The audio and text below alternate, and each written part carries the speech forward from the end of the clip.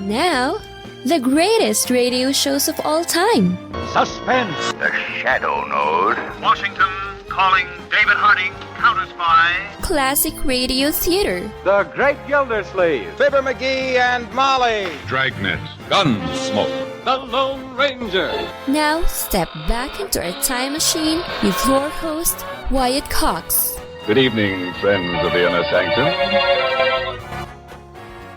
Comedy on this Wednesday with episodes of the Jimmy Durante Show, Bill Harrison, Alice Faye, Fibber and Molly, Father Knows Best, and Claudia. That's all straight ahead on this Wednesday. This is the 14th day of January. We have 351 days remaining in 2026. The U.S. ratified a peace treaty with Great Britain on this date in 1784. Operation Key, the successful Japanese operation to evacuate their forces from Guadalcanal during the Guadalcanal campaign, began. In 1943, President Roosevelt and Prime Minister Churchill began the Casablanca Conference to discuss strategy and study the next phase of the war. Franklin D. Roosevelt and Winston Churchill have met on the soil of Africa at Casablanca. There, not far from the noise of war, they drew up battle plans for 1943, plans designed to bring about the unconditional surrender of Germany, Italy, and Japan. Joseph Stalin was invited to the conference. He was unable to attend, even though Churchill and Roosevelt offered to move the meeting place much farther east. As the actual military leader of Russia, Stalin had to stay in Moscow to direct the present great offensive. And in the process of that conference, President Roosevelt became the first president to travel by airplane while in office, traveling from Miami to Morocco. The Today Show debuted on NBC television on this date in 1952 with host Dave Garroway. Today, January 14th, 1952, 7 a.m. Eastern Standard Time. My name is Jack Lascula, and here is Dave Garroway. Well, here we are, and good morning to you. The very first good morning of what I hope and suspect will be a great many good mornings between you and I.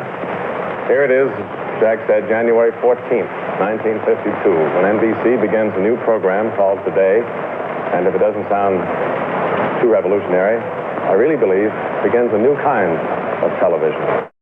Garroway hosted the show from 1952 until 1961.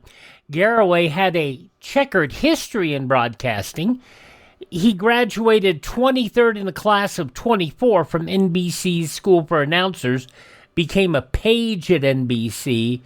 He landed a job at KDKA Radio in Pittsburgh, filing reports from a hot air balloon, a Navy submarine, and deep inside a coal mine. And his hard work, initially they thought Garroway wasn't going to be anything. Well, he ended up being quite the something. Now, it was on this date in 1954, the Hudson Motor Car Company merged with Nash Kelvinator, forming American Motors.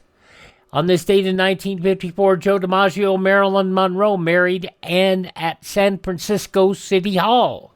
When a well-known honeymoon couple arrives at Tokyo Airport, a throng of 4,000 baseball and movie fans surge out of control, break through police lines.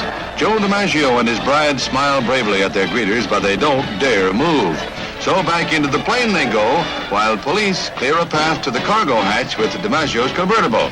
The stratagem works. The former Yankee slugger and his picture bride escape into the car and head for the safety of their hotel. From a newsreel of the death date back in 1954. The Human Bee-In took place at San Francisco's Golden Gate Park on this date in 1967, launching the Summer of Love. Between 20,000 to 30,000 people attended. In 1970, Diana Ross and the Supremes performed their final concert together at the long-gone Frontier Hotel in Las Vegas.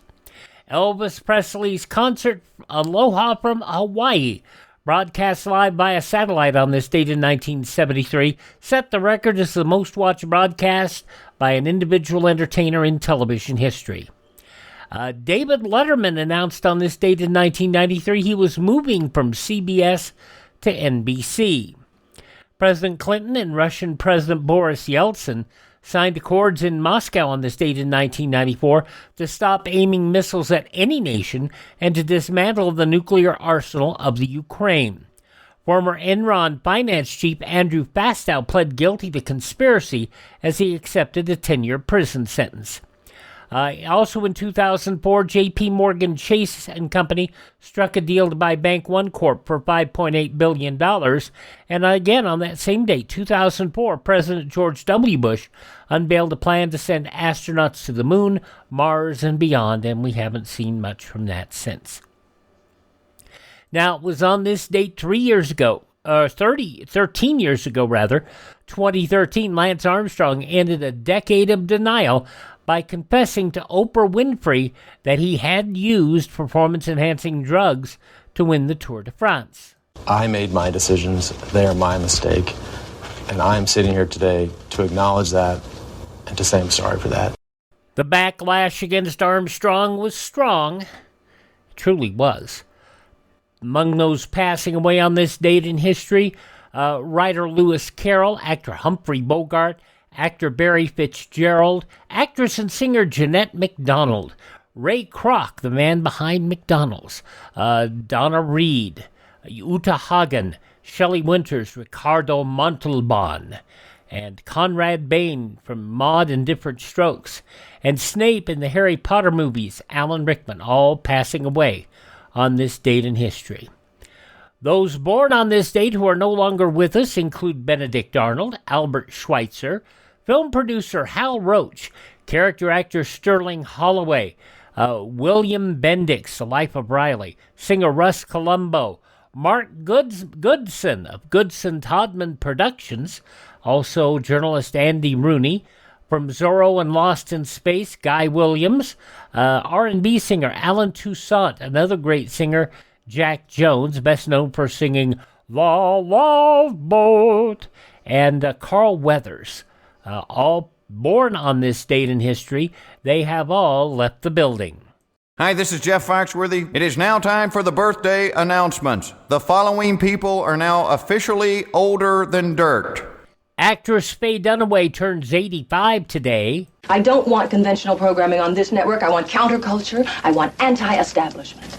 From Network, Faye Dunaway. Also, she was in Bonnie and Clyde and the Thomas Crown Affair. Faye Dunaway, 85 years old today. Evangelist turned actor Marjo Gortner is 82. Writer Maureen Dowd is 74. Cancer survivor, pro wrestler Jim Duggan, ho!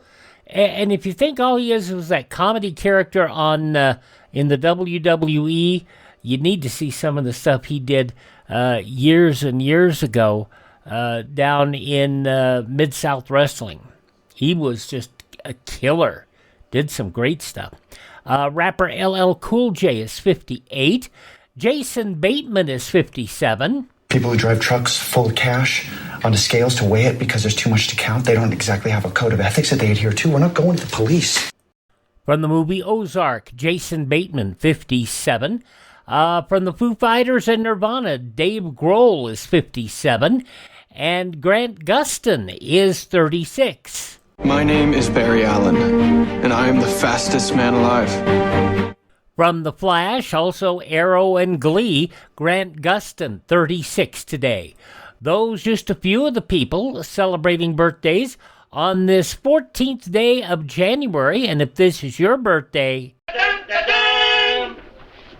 We baked you a birthday cake. If you get a tummy ache and you moan and groan and woe, don't forget we told you so. Happy birthday! Happy birthday! Make a wish, dear, and blow out the candles.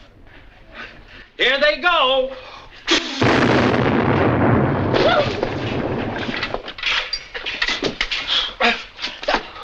So Jimmy Durante was in the hospital. Frank Morgan covering for him on this episode of the Jimmy Durante Show from 78 years ago, January 14th, 1948. That'll be up next. Of course, if you're not feeling well and you have stomach issues, may I suggest you check out Professor B's Digestive Aid, developed for an individual who was in hospital, who was suffering from going through cancer treatments and was suffering from digestive distress.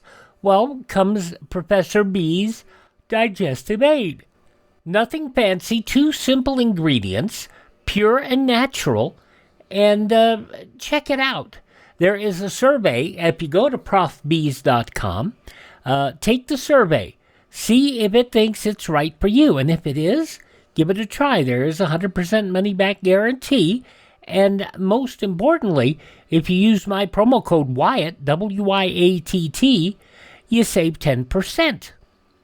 Now, why do I emphasize that? Because it also supports the podcast.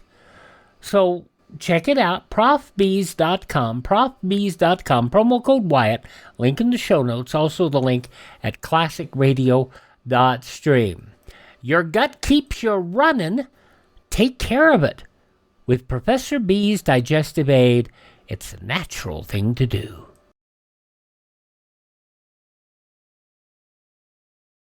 Civil defense is common sense. Hi, this is Tony Bennett. Make sure you're prepared if a nuclear attack ever comes. Let's go back 78 years, January 14th, 1948. Frank Morgan substitutes for Jimmy Durante on The Jimmy Durante Show. Doing it without a nose. Good health to all from Rexall. From Hollywood, it's The Jimmy Durante Show.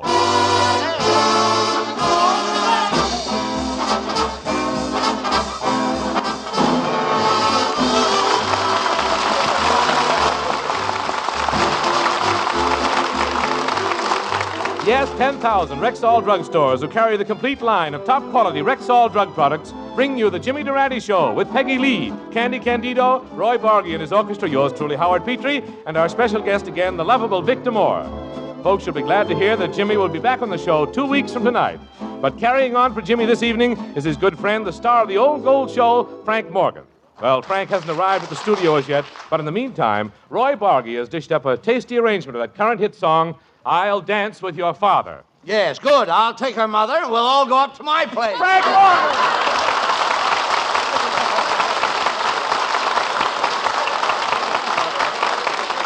Thank you. It's a pleasure being on the Jimmy Durante Show. Now, where do we start, Mr. Petrie? Petrie. Petrie. Petrie. Well, it's nice to meet the both of you. Now, just exactly what is it I'm supposed to do here tonight? Well, as you know, Mr. Morgan, Jimmy is in the hospital. Why, of course I know it. On Durante's floor, they have one of the most ravishing nurses I've ever seen. Blonde hair, blue eyes, and a form divine. I've been over there every day this week. I think I'll go back tomorrow and see Jimmy.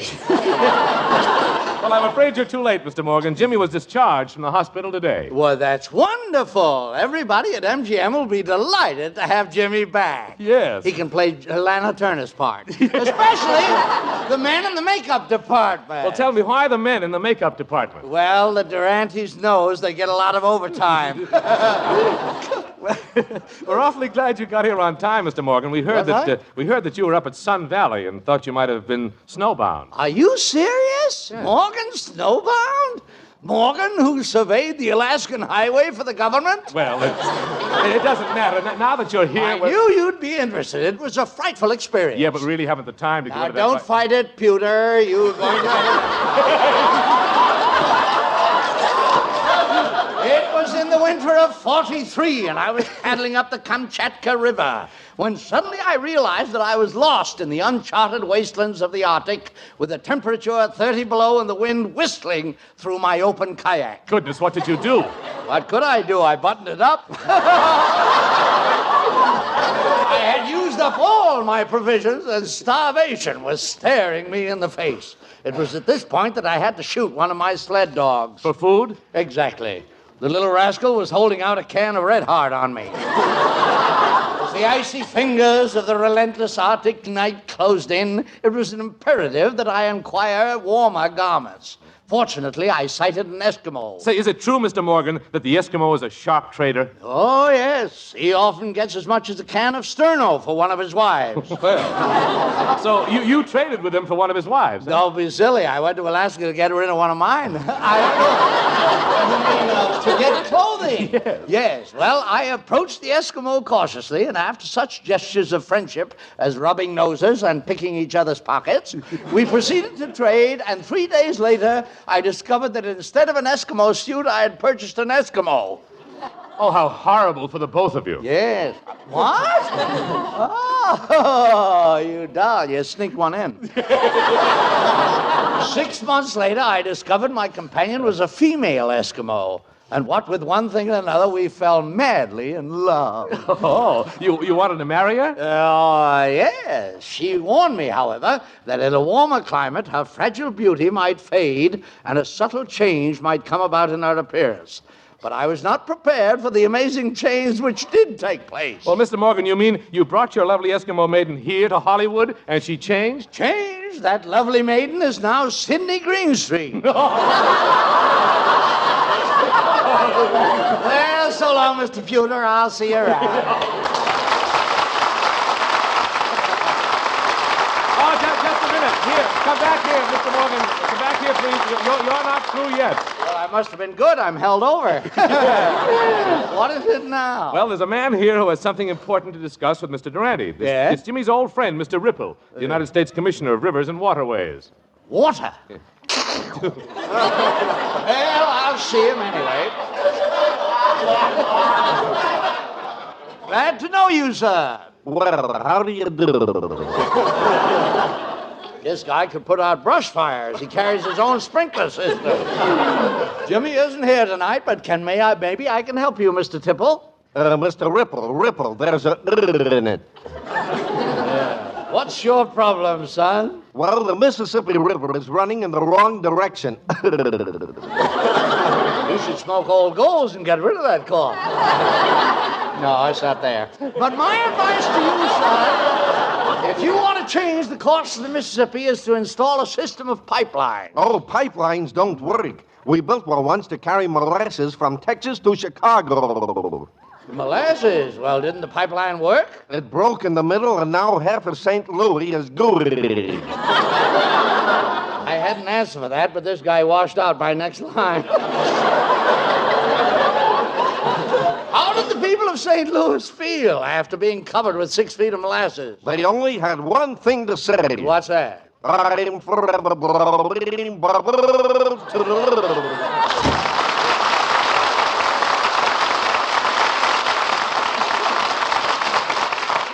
Well, I'm glad he left. He was making me thirsty. Well, Howard, it was nice being here with you, but I really must be leaving. I have a very pressing engagement. Hi, Howard. I had a Well, perhaps there's something around here that needs pressing. So this is Frank Morgan. Yeah, Mr. Morgan, this is Peggy Lee. Oh, Peggy Lee! I'm a follower of yours. You'll discover as you walk out here tonight. Mr. Morgan, I knew you were a ladies' man, but I never imagined you were anything like this. Oh, please. I'm being sincere, Miss Lee. I've heard you sing many times, and in my opinion, your chromatic arpeggios are deliciously smooth, exquisitely mellow, and finely blended. Oh, what lovely words. Where did you get them? Off the label of a bottle.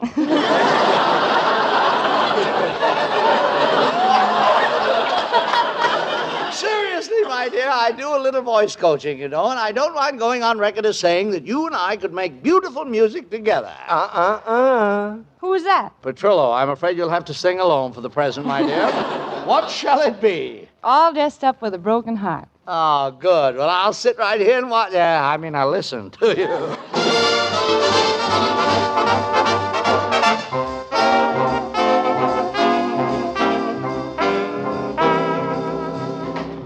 I'm all dressed up with a broken heart, pretending I'm with you. Someone else in my arms only brings back your charms. It's a game I just can't carry through. When I'm alone, then the teardrops start. I realize it's true. I'm all dressed up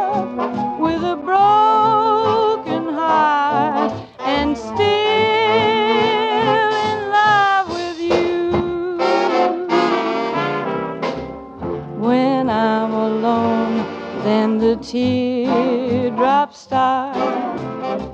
I realize it's true.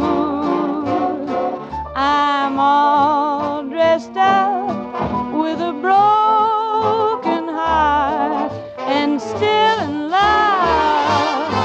I'm still in love. I'm still in love with you.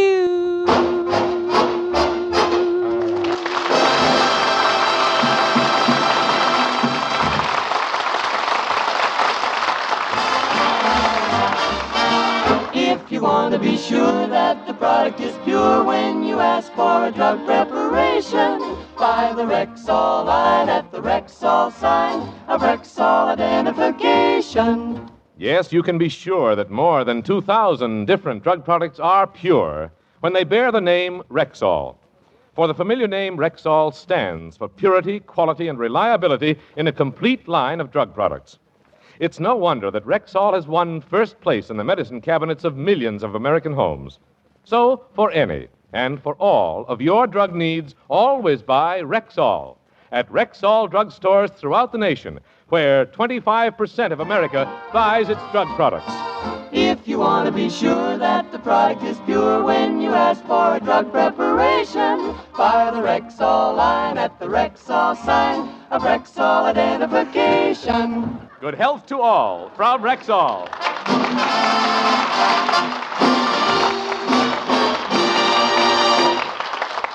Well, things are moving along splendidly. Now, the only thing I need around here to make my evening complete is a date with a beautiful girl. Well, I do, Mr. Morgan. I'm Candy.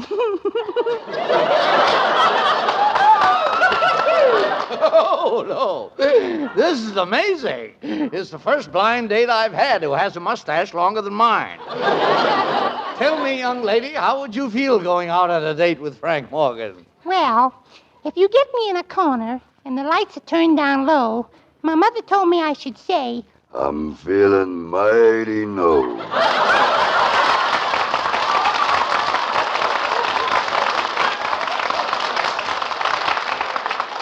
Kid's voice sounds like the super chief whistling for a mate. Now, ladies and gentlemen, coming up to the microphone is one of Jimmy's good friends as well as mine. It's that dashing Turhan Bay, who is more Bay than Turhan. Victor Moore!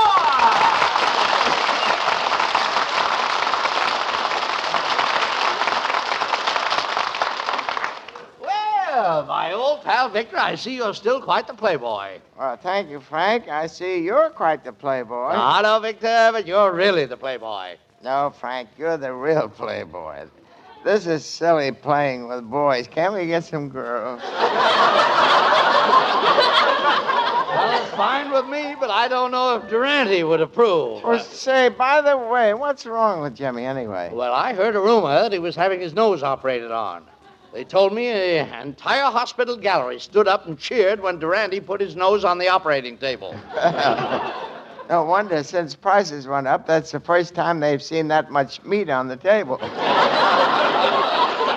Well, Victor, as long as we ran into each other this way, why don't we plan to go out tonight? I've got a telephone book with phone numbers of 20 beautiful girls. Is that all you ever think about? Wine, women, and song? Oh, don't be ridiculous. Many's the time I've gone for days without thinking of song.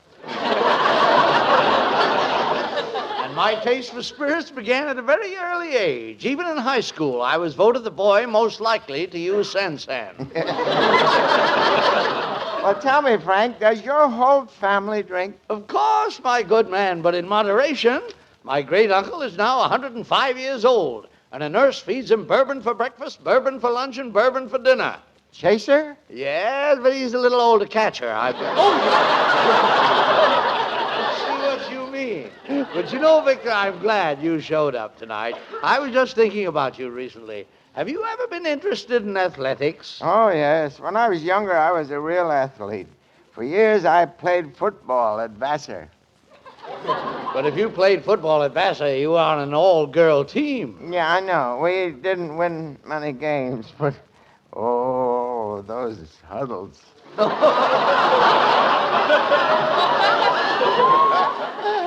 no signals. Well, Victor, I'm convinced you're just the man I'm looking for. What this country needs most is a suitable contender to fight Joe Louis for the heavyweight championship of the world. Yeah, I think so, too. And you are the logical contender. What? Yes. Do you mind if I go back to my garden? I have to let out the hem on some early bloomers.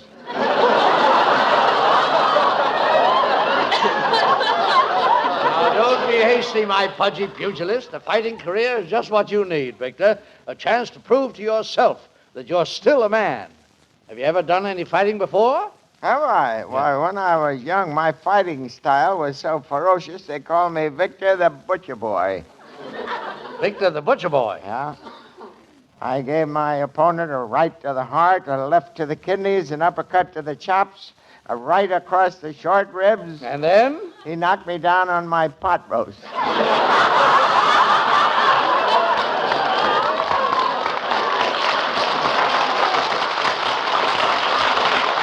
Well, pass the mustard and let's get going. I'm going to take you under my wing, Victor, and get you in shape. Do you think you could make me another Jersey Joe Walcott? Of course. Why, with my brains and your body, we could... Say, we don't have much to work with, do we? But, Victor, it takes strenuous training. After all, Walcott has muscles. I got muscles. Walcott has stamina. I got stamina. And Walcott has 6 children. If you don't mind, could we go to the next page? Is this a private conversation, or can anybody break in? Oh. Victor, do join us. Maggie, we were just discussing Victor's biceps. Would you care to feel the muscle in his arms? Oh, I'd love to. Victor, take your coat off. No, I can't. That's where I keep my muscles. You might be interested to know, Miss Lee, that under my direction this lad is going to fight Joe Louis. Yeah, I'll murder him. Oh, you fascinate me, Victor. Tell me more about yourself. Well, I was born at a very early age in Worcester, Massachusetts. I weighed only 3.5 pounds. I'm surprised the game warden let them keep you. Yeah, but I grew rapidly, and at the age of 3 months... Yes, what happened? Nothing. I was too young. I don't ever remember being that age. Why don't you sing, Peggy? Anything for you, Frankie boy.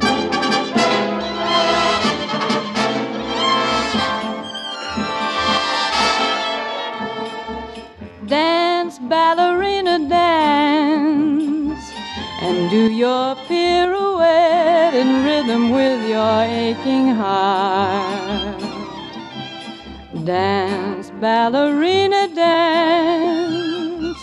You mustn't once forget a dancer has to dance the part. Whirl, ballerina, whirl, and just ignore the chair that's empty in the second row. This is your moment, girl, although he's not out there applauding as you steal the show. Once you said his love must wait its turn, you wanted fame instead. I guess that's your concern. We live and learn, and love is gone, ballerina gone.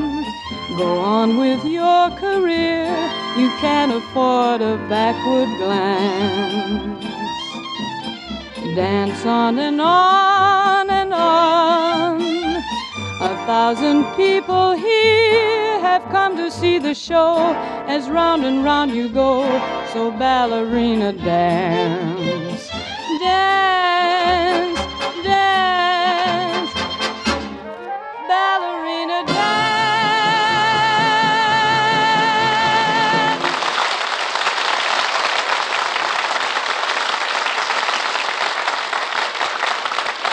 Here is a 60-second story from the Rexall Laboratory. This is the story of the green tag in the Rexall Laboratory, which means the same as the green light on a street corner.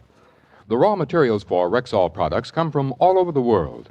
When a shipment of herbs, for instance, arrives at the Rexall laboratory, it is placed in a large sterilizing room, after which a green tag is attached to each bale. When the shipment goes to the warehouse, every bale is checked. If any bale arrives without a green tag, the warehouse gives it the red light, and back it goes to the sterilizing room. This is only a small example of the great care Rexall takes with all its raw materials. But it's a part of your guarantee that you can always depend on any product that bears the name Rexall. So for any and for all of your household drug needs, always buy Rexall at Rexall drugstores everywhere. If you want to be sure that the product is pure when you ask for a drug preparation, buy the Rexall line at the Rexall sign of Rexall identification. Good health to all from Rexall.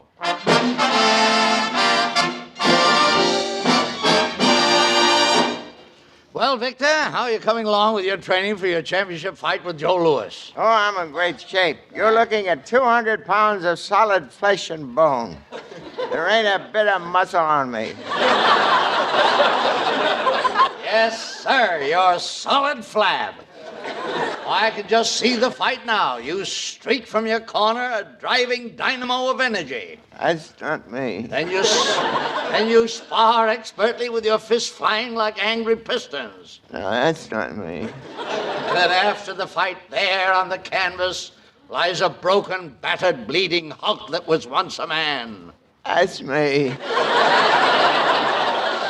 Well, come on, it's off to the training headquarters of Kill 'Em All. Let's go.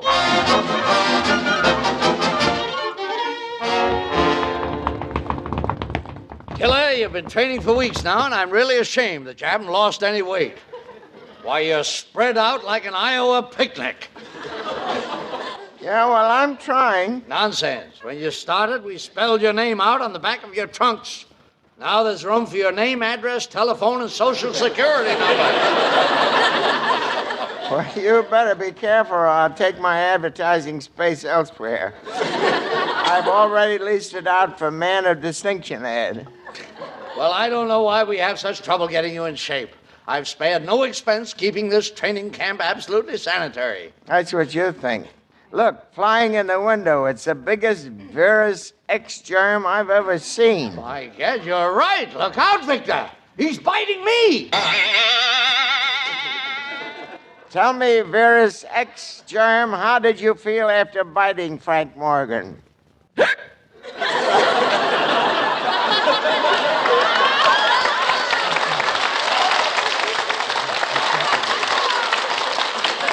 He didn't realize I'm 90 proof. Now, you go on over there and work out on the punching bag while I complete arrangements for the fight. Okie dokie. That's the spirit, gadzooks. What's this? A woman in our training camp. Miss, you have no business here. Who are you, anyway? My name is Hot Breath Houlihan.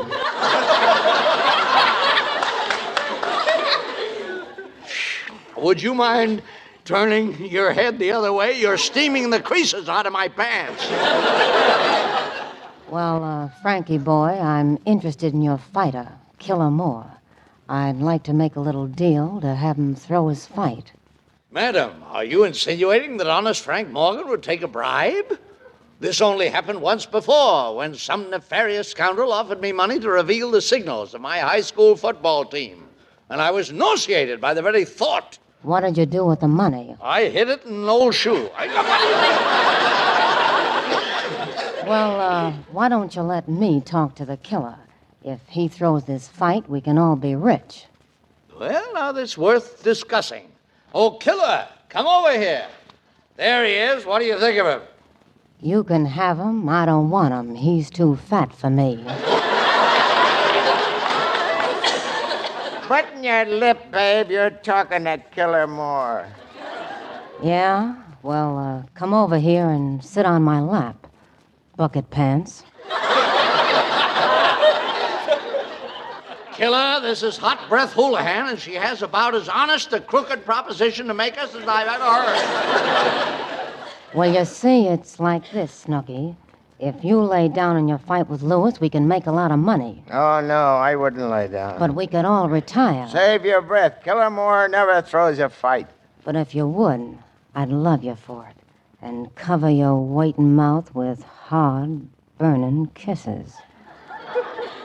What do you say now? Throw in the towel. I'll be home early tonight, Mother.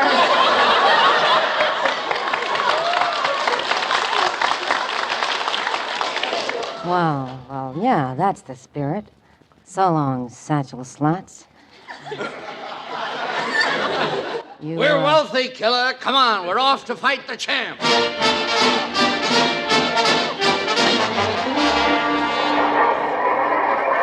Ladies and gentlemen, you're about to witness 15 rounds of boxing for the heavyweight championship of the world.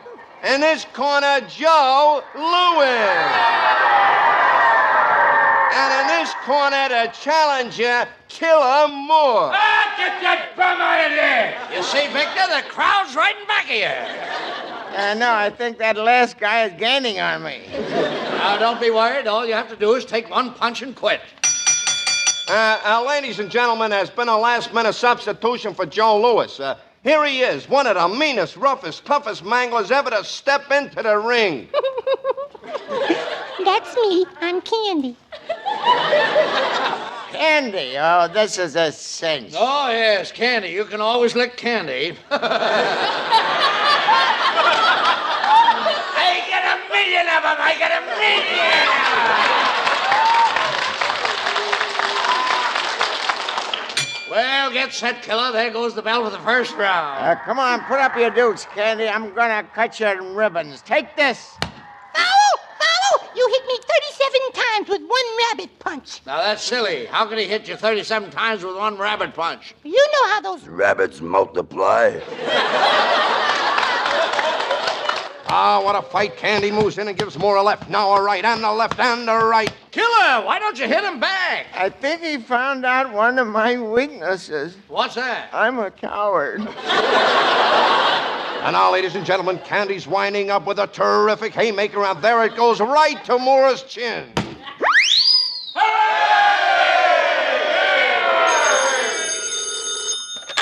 Hello? Hello, Frank? Victor, where are you? Candy knocked me clear out of the arena, and I landed in the same hospital with Jimmy Durante. The only reason he's staying here is because of his nurse. Nonsense. No nurse is going to keep Jimmy in the hospital. Put her on. I'll talk to her. Young lady, what's your name? My name is Hot Breath Houlihan. Move over, Durante. I'm joining you.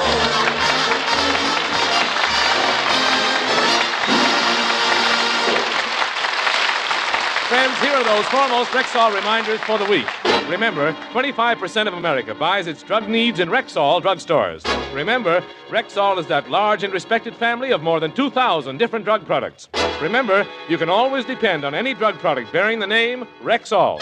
Remember, Rexall drug products are available in Rexall drugstores everywhere. And as Jimmy Durante always says, I do my shopping at a Rexall store, buying Rexall drugs, and furthermore, Umbriago, he prefers them too. We buy Rexall, that's all. How about you? Well, Victor, I guess you and I have taken care of everything around here. Let's go home. Hey, now, wait a minute. Not so fast, you two Lotharios. You're not getting out of here until you join me in singing Jimmy's own song, Chittabee. Well, now, it's only fair to tell you, Becky, I'm not very good at handling vocals. My specialty is vocalist. But let's try it. How about it, Victor? Oh, I can't sing. I haven't got my bathtub with me. Let's give it a rough treatment anyway, boys. Here's the way it goes.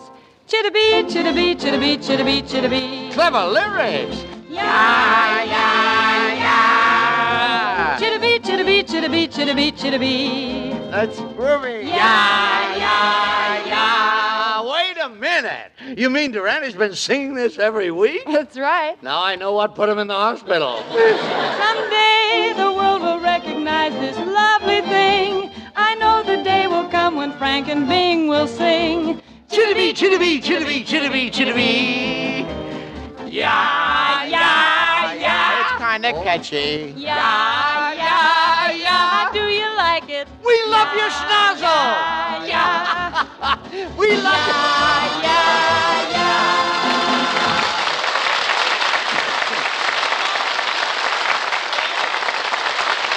Good night, Jimmy. Good night, folks. And if you're listening, Mrs. Calabash, Durante may not be here, but I'm always available. Thank you, Victor Moore, and thank you, Frank Morgan. While Jimmy is recuperating next week, Victor Moore will be with us again, and taking over Jimmy's spot will be one of America's greatest entertainers, Al Jolson.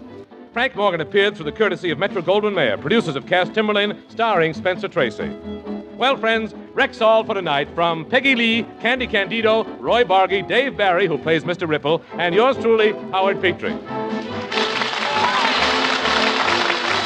program is produced and directed by Bill Cohan. Good health to all from Rexall. That's the big thing. When you're doing live shows and you get sick, you got to count on your friends in the business. The Jimmy Durante Show, 78 years ago, January 14th, 1948, here on Classic Radio Theater with Wyatt Cox. Phil Harris and Alice Faye, pre-recorded at the time. They were transcribed, yes. Actually, I don't think in 1951 they were, but they're next.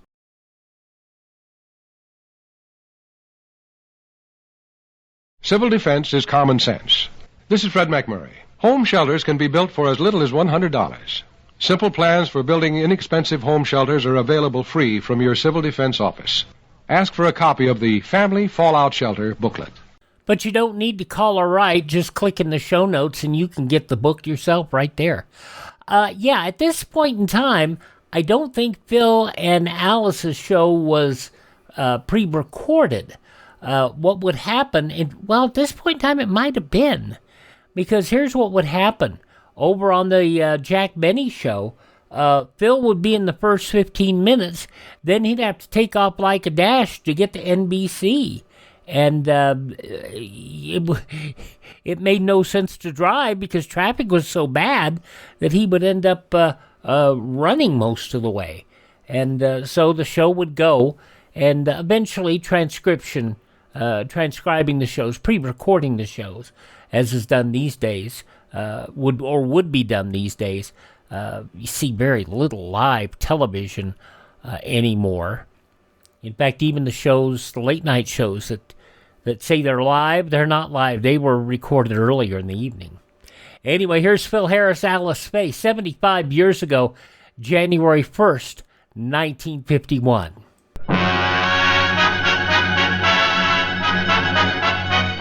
Transcribed from Hollywood, the Phil Harris, Alice Faye Show.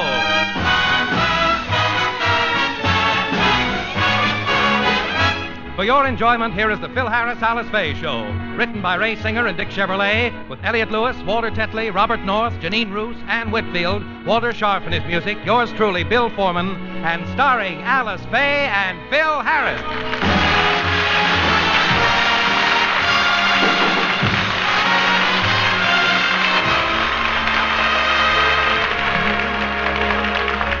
Lately, Phil has realized that he isn't getting any younger, and he must make preparations for the security of his old age. As we look in now, we find him planning a steady income for his future. Now, look, baby Alice, you've heard the record 8 times, so let's try and do it the way they do it. But, Daddy, I'm tired. Now, never mind. Now, let's do it once more. Here we go. Here's a happy tune. That'll bring you a smile on the wall when you croon it. You're really in style. And the title is Sam's Song. It's as catchy as can be. With a slight little beat in the melody, sweet keeps you tapping your feet. And the title is Sam's Song. With a lot on your mind. You for the day and the bills you must pay. Keep your head turning. No.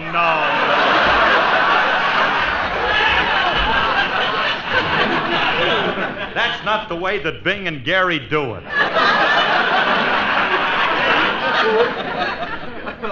Look, kid, you'll never make a buck for me if you're going to sing that way.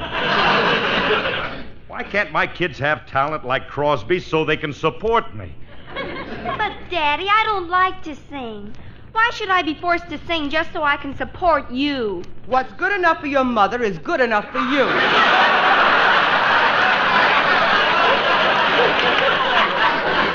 Alice, please.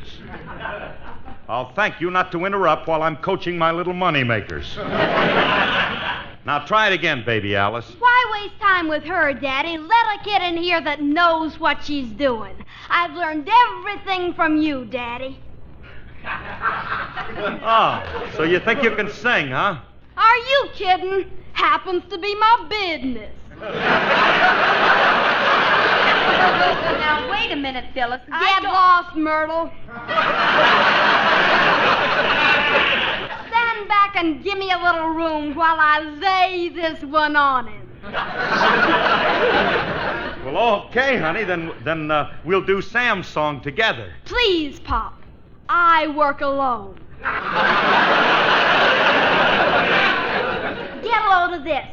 Oh, come with me to Alabama. Come and see my dear old mammy. She's boiling eggs and frying hammy. And that's what I like about the South. Yeah.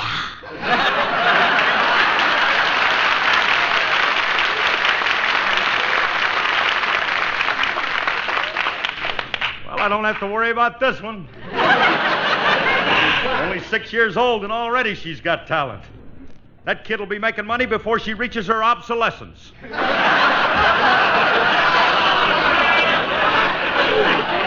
Alice, I guarantee that little Phyllis is going to grow up being able to sing just like me. Is that what you really want, dear? Now, Phil, leave the children alone. My girls don't have to sing for money. Maybe yours don't, but mine do. Besides, if it's good enough for Bing's kids, it's good enough for yours. But, Phil, we don't need the money. Bing does. He's the only one I know of who has as much money as you do. The only difference is that you have it in the old bills.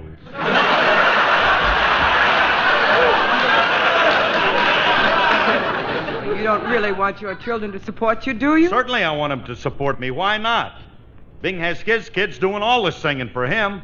He don't have to work. All he does is sit around all day squeezing Minute Maids to get orange juice. Well,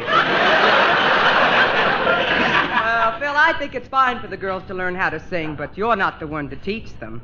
That's what I like about the South. It's not a song for girls or women or men. All right. Or dogs. Wait a minute. Look, honey, that's no way to talk to one of RCA's biggest recording stars. Why, do you realize that my record of The Thing has sold 1,200,000 copies? It sold 1,100,000 copies. Don't tell me I made them. Don't tell me I bought them.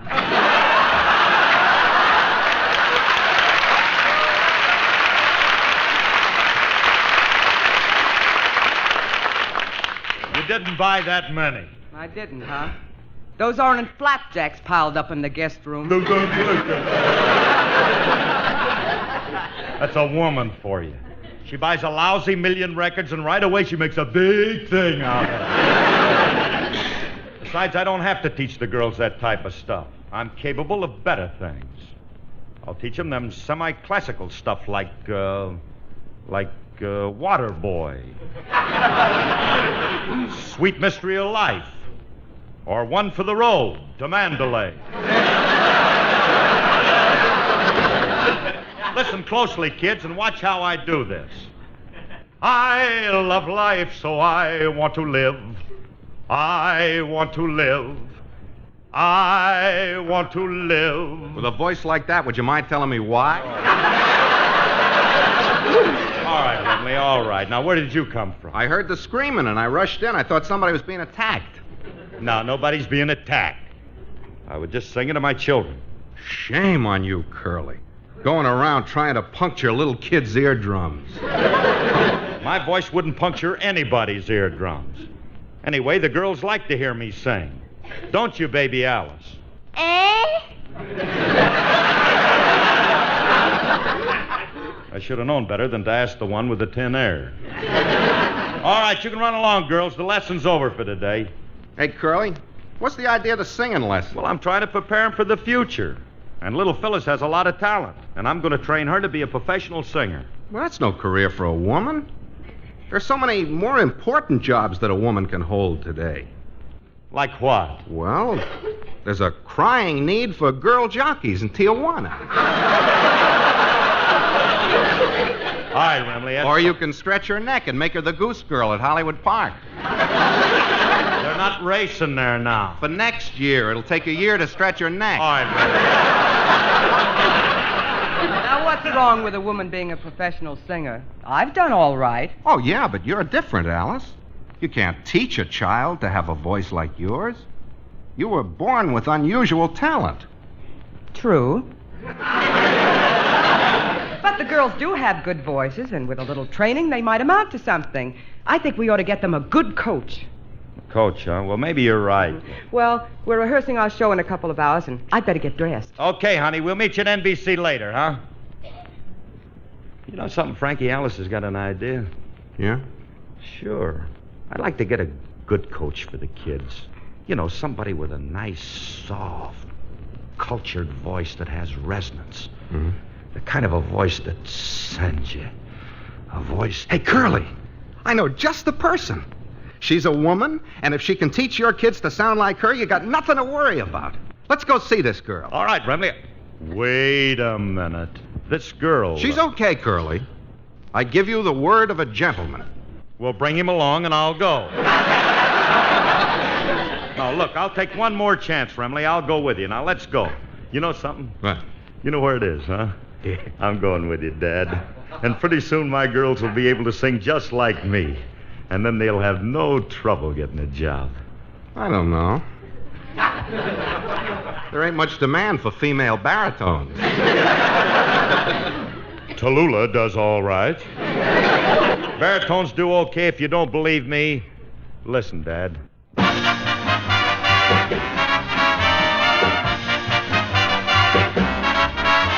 A preacher went out walking, 'twas on one Sunday morn. It was against his religion, but he took his gun along. He shot himself some mighty fine quail and one little measly hare. But on his way returning home, he met a great big grizzly bear. Now the bear got down in the middle of the road, on all fours like a great big toad, and looked that preacher right square in the eye. And the preacher looked at him and said, bye-bye. Preacher got up, took out to run. The bear right after that preacher did come, and he run for about a mile. And the preacher sat down and rested a while. Preacher got up, started again. Bear right after him with more vim, and he ran till he spotted a tree. Said, up on the limb is the place for me. Bear reached up, made a grab for him. Preacher leaped and he bade the limb, pulled himself up and turned about, cast his eyes to the skies, and he did shout, oh Lord, you delivered Daniel from the lion's den, also delivered Jonah from the belly of the whale, and then the Hebrew children from the fiery furnace of the good book do declare, yes Lord, if you can't help me, for goodness sake, don't help that bear. Now just about then that limb let go and the preacher come tumbling down. Reached in his pocket, pulled his razor out just before he hit the ground. He hit the ground with an awful bang. It was a terrible sight. That preacher and the bear with the razor in his hair just a-cutting left and right. They rolled around on the ground. The preacher was up and then he was down. The bear let out an awful moan and it looked like the preacher was holding his own. Said, if I get out of here alive with that good book, I will abide. I'll never sin on Sabbath day, and Sunday come I'll pray into the heavens. He did glance, said, Lord, just give me one more chance. Then his suspenders gave away, and he knocked that bear 10 feet away. Preacher got up, made a bound for the tree where he'd be safe and sound, pulled himself up and turned about, cast his eyes to the skies, and he did shout, oh, Lord, you delivered Daniel from the lion's den, also delivered Jonah from the belly of the whale, and then the Hebrew children of the fiery furnace of the good book do declare, yes, Lord, if you can't help me, for goodness sakes, don't help that bear.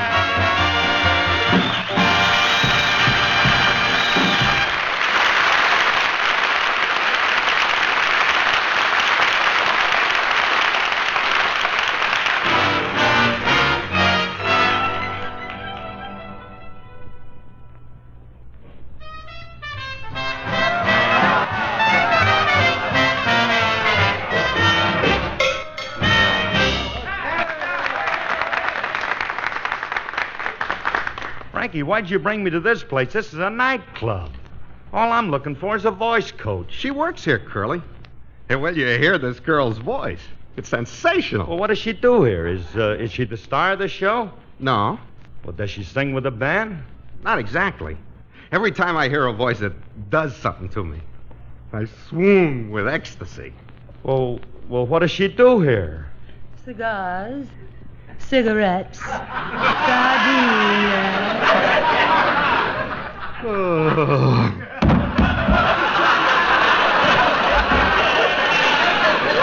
Bradley, will you get up off the floor? You mean to tell me that this cigarette girl is the voice coach? Yeah. If your kids can pick up her voice inflections, they'll be sensational. Oh, yeah. That's all I need is my 2 kids walking around the house saying, cigar, cigarette, gardenia. Remley, I don't think that's quite the kind of a coach Alice had in mind for the girls. Oh, Curly, give her a chance. The poor kid needs a job. She has a job. But she don't make enough to be able to dress right.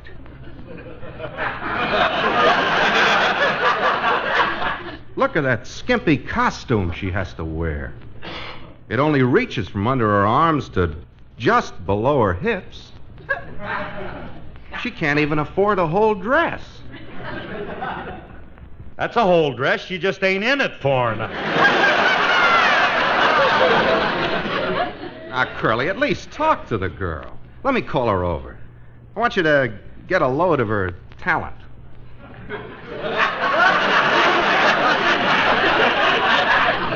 Don't bother. I can see it from here. Remley, I can't hire this girl. Will you come on? Now, let's get down to rehearsal. Well, you run along, Curly. I'll meet you there. I have a little business to attend to. All right, but don't forget to show up. Cigars, cigarettes, chewing tobacco. If you're...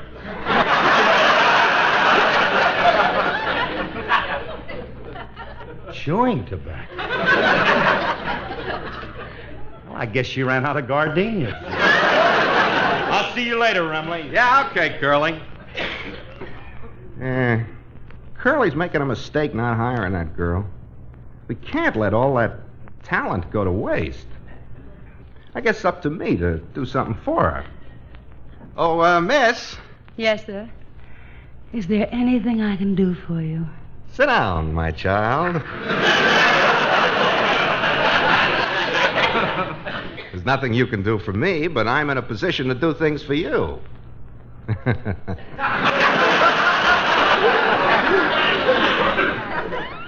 How'd you like to be in pictures, honey? I wouldn't. You're fighting me.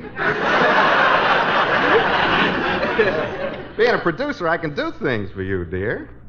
You're a producer? Surely you've heard of Cecil B. DeRemley. Well, what pictures did you ever produce? Did you see Born yesterday? Yes. Well, you're looking at a man who saw the same picture. I told you, I don't want to be in pictures, but I like to sing. If you could get me a job with a band... You come to the right man, honey. Consider yourself working. You ever hear of the Phil Harris Band? You mean you can get me a job with Phil Harris? That's a cinch. I happen to own the outfit. Harris just fronts it for me. I'll put it in writing. By the way, what's your name, honey? Carmen Lombardo.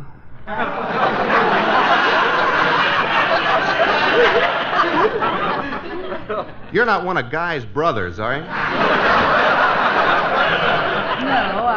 I just happen to have the same name. Yeah, well, here's the contract. It says, I hereby agree to pay Miss Carmen Lombardo $500 a week, 52 weeks, signed, Phil Harris. Now, about the date. I'll pick you up later as soon as I get back from band rehearsal. Oh, I'll go with you, darling. It'll give me a chance to practice with the band. Well, I don't know. You see... Don't argue, Cecil. If you want a date tonight, I'm going to band rehearsal with you. Yeah. Mm-hmm.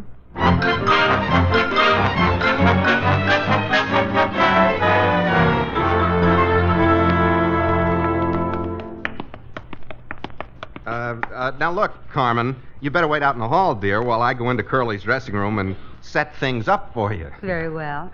But don't keep me waiting too long. Yeah. Now that I signed her to a contract, I may have a little trouble getting her on the show. Of course, if I could talk Curly into letting Carmen take Alice's place, well, it's worth a try. Oh, there you are, Remley. Yeah. Where you been? Oh, I was detained. Curly, I've been thinking. You're working Alice much too hard lately.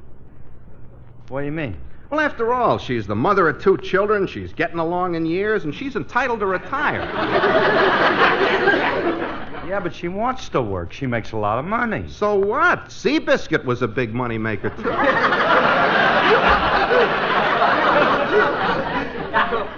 But after a while, they retired him and put him out to pasture, and he has nothing to do but eat grass. Yeah, but I don't know if Alice would like to live in a pasture.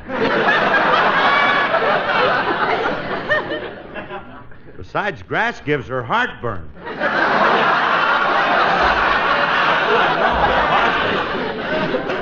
Anyway, I could never get anybody to replace Alice on the show. Yeah, it would be tough. But I'm sure you could find somebody if you looked around.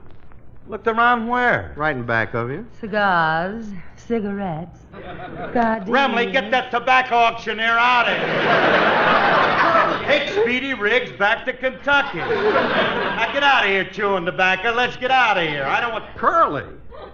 That's no way to talk to the new vocalist that you just signed to a contract. What do you mean I just signed? I don't even know that girl. I'll introduce you, Curly. I want you to meet Carmen Lombardo. I don't care what...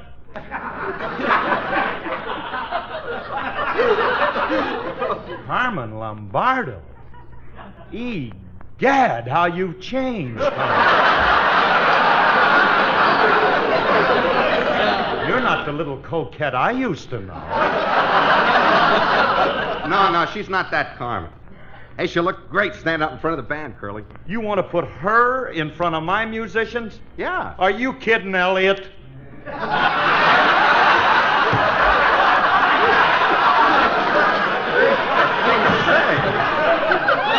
That's like dangling a sardine in front of a school of barracuda.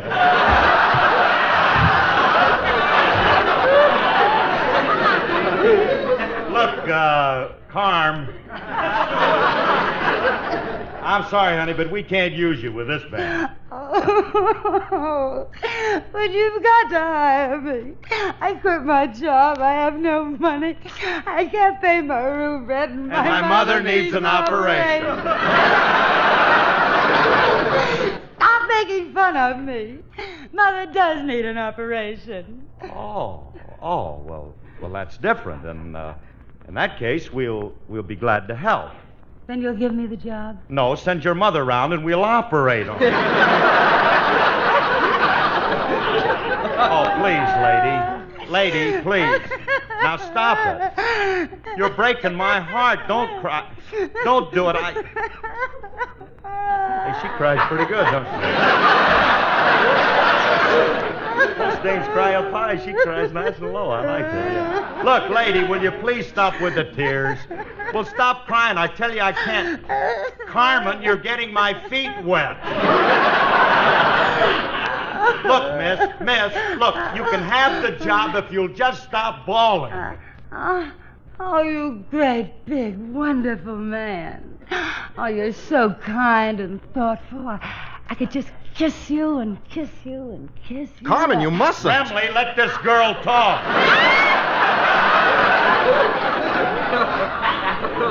I'm ready to start to work right now.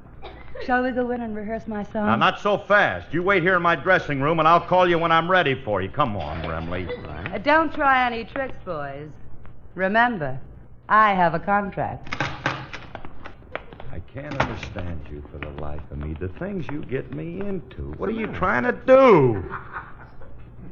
I don't want that dame around here. We got to get rid of her before Alice sees her. We can't, Curly. Carmen has a contract, and she's liable to sue us for everything you got. All right. Now, let's get into the studio, and maybe we can talk Alice out of singing. I never heard... Oh, where have you been, Phil? I'm ready to rehearse my song again. Oh, yeah, your song. Look, honey, you know, after thinking it over, I don't think you ought to sing. You know, I just found out that singing is not healthy. It causes baldness. That's right. Some of our best crooners haven't got a hair on their heads. Well, maybe so, but you're not talking me out of singing. I'm going up on the bandstand and do my song right now. But, honey, I tell you... Curly, let her sing. I got an idea. After she's through singing, we'll make believe that we didn't hear a sound come out of her. Go ahead and sing, Alice. We'd love to hear you.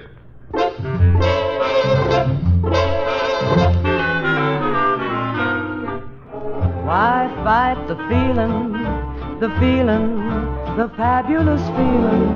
Why fight the feeling? We're face to face with romance. Why miss the magic, the moment of magic? Why miss the magic? Relax and give it a chance. We're right on the very brink of kiss number one. There's no time to stop and think. It's too late to run, the beginning has begun. So why fight the feeling that started us reeling? Why fight the feeling that says tonight is the night? Why fight the feeling when it's oh so right?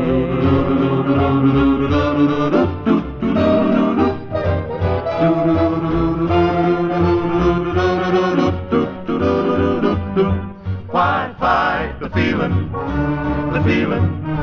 the fabulous feeling? Why fight the feeling? Relax and give it a chance. We're right on the very brink of kiss number one. There's no time to stop and think. It's too late to run, the beginning has begun. So why fight the feeling that started us reeling? Why fight the feeling that says tonight is the night? Why fight the feeling when it's oh so right?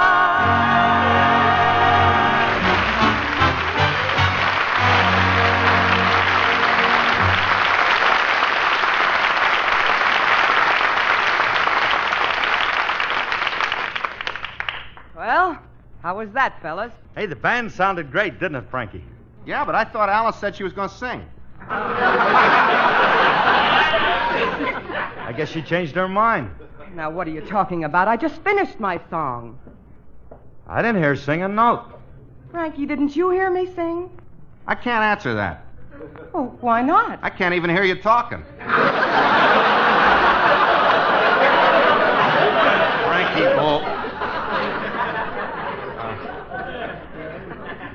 I should have my tongue cut out. why don't you have it done by the same guy that removed your brain? All right, fellas, all right. Out with it. Why are you trying to keep me from singing? Are you trying to get rid of me, Phil? Don't be silly, honey. Why should I want to get rid of you? Who could ever take your place? Hey, Mr. Harris! What? Who's that dame you got stashed away in your dressing room? Julius! Get on out of here, Julius. Oh, no, wait a minute. Just a minute, Phil. Julius, what about this dame in Mr. Harris's dressing room? Who is she? I don't know. As soon as I walked in, she looked at me and tried to sell me a gardenia. Gardenia? Oh, Alice, that must be that little old flower lady that always comes around. She's 80 years old, dear. If she's 80, she better put more clothes on before she gets pneumonia. I'm going to find out who's in there. Come on, boys. We'll see who's in that dressing room. But, honey, I don't think... Come on. Cigars, cigarettes, gardenias. What are you doing here? I'm waiting for Mr. Harris. All right, Phil, start talking. Who is she? Well, that is, I don't know. I never saw her before. Oh, Philip. You know who I am. It's Grandma. Why, Granny, when did you get in from Tennessee? Hey, Alice, I want you to meet my grandmother. This is a grandmother? Yes, it is. Where does your grandfather hang out?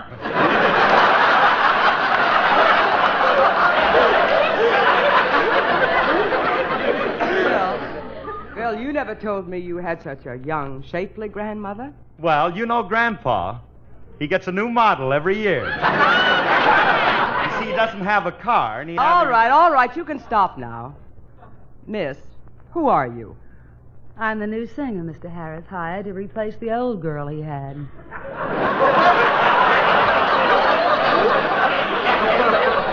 are you? I'm the old girl. And I've got news for you. I'm still with him. But I have a contract with him. I have a contract with him, too. Mine is signed by Mr. Harris. Who signed yours? A minister and 2 witnesses.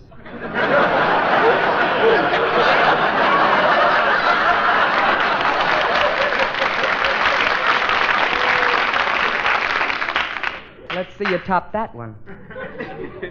I think she's got you, Speedy.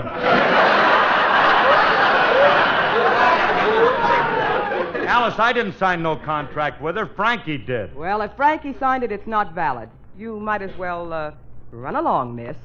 I've never been so humiliated in all my life. And as for you, Mr. Remley, I never want to see you again. Goodbye. But, darling,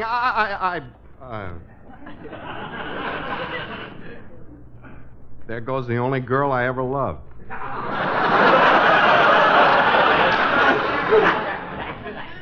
Vaughn Monroe. Her name's Carmen Lombardo. Well, I was close. Much close. All right, let's go home. And you boys walk in front of me so I can keep my eye on you. Where did you find that girl? Oh, she was a cigarette girl in a nightclub, and Frankie fell for her sultry voice. Oh, Frankie did, huh? You wouldn't fall for a sultry voice, would you, Phil? Of course not. Remley's a weakling. I don't know what's the matter with you, Frankie, being taken in by a dame just because she has... Cigars, cigarettes, gardenias. Pardon me, miss, you got a lot of talent. I can get you a job You can singing... stop, Curly. It's only your wife. Oh.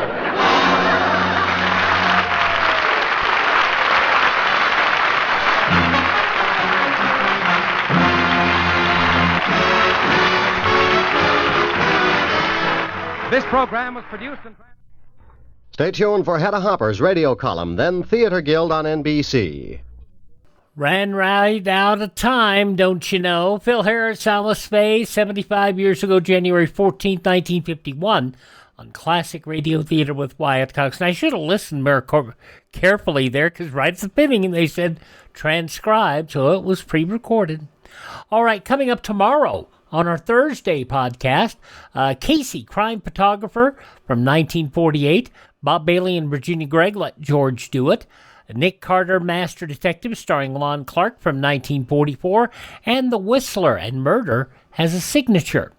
On Friday, Sam Spade, Howard Duff from 1949, also Sherlock Holmes, John Gielgud and Ralph Richardson, and Dr. Christian, starring Gene Hirschgold. On Saturday, Westerns, in addition to Gunsmoke, Have Gun Will Travel, and The Six Shooter, have an episode of Hollywood Soundstage, The Oxbow Incident. And then on Sunday, Suspense, The Shadow, Dragnet, and Orson Welles and the Lives of Harry Lime. On Monday, at Hallmark Playhouse, Around the World in 80 Days, a Screen Guild Theater production of The Magnificent Obsession from 1941, and the Lux Radio Theater production of The Devil and Miss Jones from 1942. All movie adaptations on Monday. On Tuesday, we will have Jack Benny, My Favorite Husband, George and Gracie, and Abbott and Costello. And then a week from today, it'll sound a lot like today, because we will have the Jimmy Durante Show with guest host Al Jolson sitting in for him, as you heard earlier. Phil Harris and Alice Faye and the Pony. Harold Lloyd in the Old Gold Comedy Theater from 1945. And Lionel Barrymore as mayor of the town. That's coming up a week from today here on Classic Radio Theater with Wyatt Cox. Visit our webpage at Classic Radio Theater, classicradio.stream, to support the podcast. I'll get it right in a moment. Coming up next, we'll head to Wistful Vista and see what's going on with Fibber and Molly.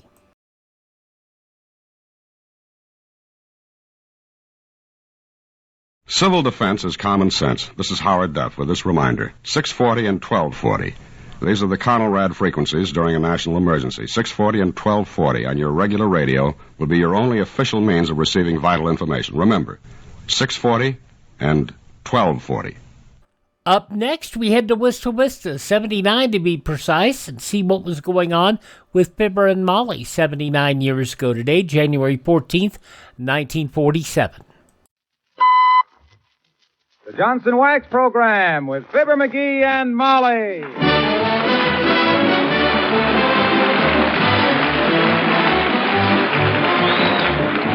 The makers of Johnson's Wax products for home and industry present Fibber McGee and Molly with Bill Thompson, Gail Gordon, Arthur Q. Bryan, and me, Harlow Wilcox. The script is by Don Quinn and Phil Leslie. Music by the King's Men and Billy Mills Orchestra.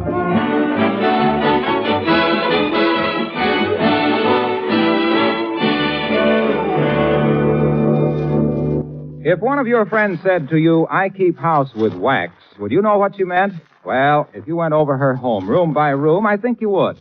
Because in every one of those rooms, from the front door through the kitchen, you'd find evidence of wax protection, wax-polished beauty. You'd find mellow, shining floors that grow lovelier with every application of Johnson's wax.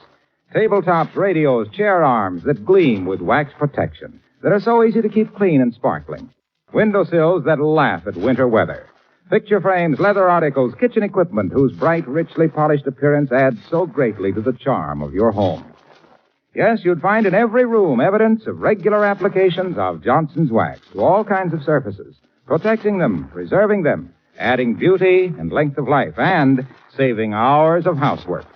That's what we mean by protective housekeeping with Johnson's wax. Believe me, it will pay you to try it.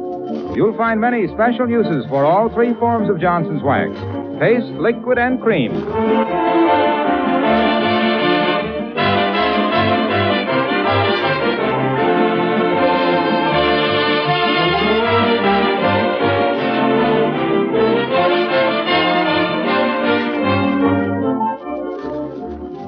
Well, winter arrived in Wistful Vista today with a hey, nonny, nonny, and a shut that door.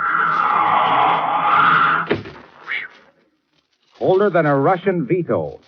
And the snow is horn high to a tall sphere. But at 79 Wistful Vista, all is cozy. In the fireplace, a big hunk of wood is crackling merrily.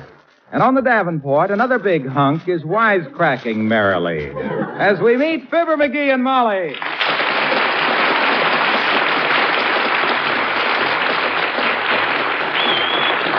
Now listen to that wind outside, will you, kiddo? Pity the poor pedestrian on a night like this. Brutal weather, isn't it? Yep. My Adam's apple got frostbitten last night, and I woke up with laryngitis. You better stay inside, kiddo. It's snowing worse than ever. I haven't seen the air so white since that cyclone hit the feather mattress factory.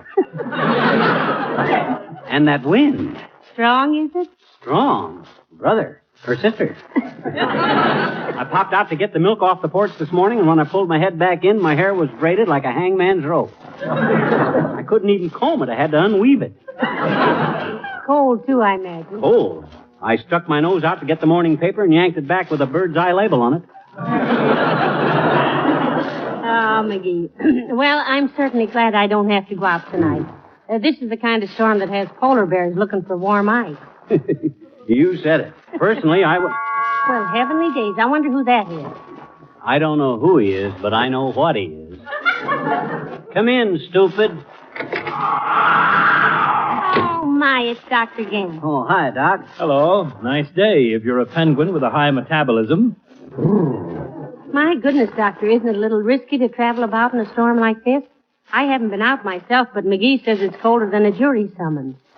That is the understatement of the month, my dear.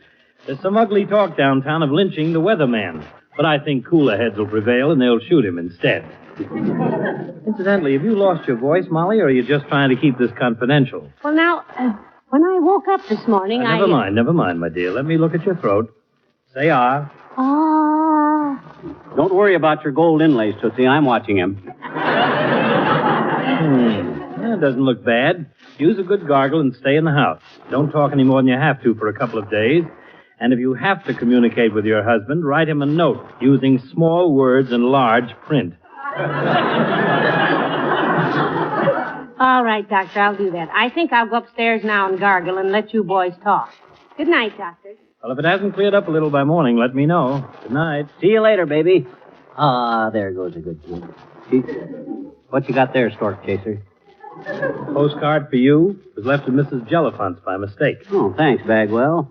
I'll bet old Mrs. Jelliphant has memorized it and had photostats made for this one. Nosy, is she? Nosy? That old curtain twitcher spends so much time spying on the neighbors, she's growing FBI brows. Oh, come now, don't judge her too harshly, billiard head. Mrs. Jelliphant was disappointed in love. No kidding? Yes. She married a man with $4 million and poor health. He lost it all in 1929, had to go to work, and now he'll live till he's 100. Sad case. Well, I hope you appreciate my playing mailman in this blizzard. Yeah, that's awful nice of you, Doc. You know, I was just thinking, Doc, you must be getting old. You're starting to do nice things for people. If that's a sign of advancing age, Hammerhead, you have discovered the fountain of youth. What's the postcard say? What do you mean, what does it say? You read it 5 times on the way over here, and you know it. Of course I did. Well? It says, pick up package at window 5. What is that, a delayed Christmas gift? Not expecting any. How about your dear old Aunt Sarah? The one you say has more money than General MacArthur has quotation. No, she never sends us a Christmas present. You ever see a sailor tying his shoelaces? No, I don't believe so. Why? Well, Aunt Sarah is tighter than his pants. That old dame is about as open-handed as 12 o'clock. My gosh, I wonder what that package is, though. Well, whatever it is, I hope it'll keep. Looks like this storm is going to last through August. Yeah, I better stay in. I hope it's nothing that'll spoil. Such as what? Well, I don't know, but an old friend of mine that I and he used to be in vaudeville together with a song and dance act, McGee and Nittany, songs and witty sayings. We'd open in 2 with the Grass Mat singing Give My Regards to Broadway, though neither one of us had ever been east of Cleveland. I threw that one clear across the lake. Of course, nobody knew that. He sent me some elderberry wine in the mail once. I won't... Fred Nittany. Oh, Fred Nittany, yes. I won't try to go back and unravel that monologue, Joy Boy. So how was the elderberry wine when you did get it? I don't know. There was an explosion in the post office the day it was due, and I was scared to go down and inquire about it. Well, I've got to get back to the hospital. This is just the kind of a night that thoughtless little babies decide to be born on. Okay, Paunchy. Turn your collar up good around your neck. Don't tell me you're getting solicitous about my health. Not at all. I just don't want passers-by to think we know anybody that needs a haircut that bad. That's what I thought. Well, here I go. Into the wild white yonder. Good night. Good night, Doc.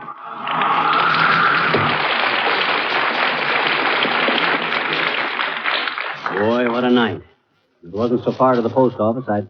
Oh, don't be a chump, McGee. It ain't a fit night out for man and the beast. Still, if that is a package from Aunt Sarah... Oh, don't be silly. She wouldn't give you the correct time. What are you scared of, McGee? A little wind? Okay, I'll go. Okay, here, put on your coat. Thanks. Here's your hat. Thanks. Hey, Molly, I'm going to the post office to pick up a package.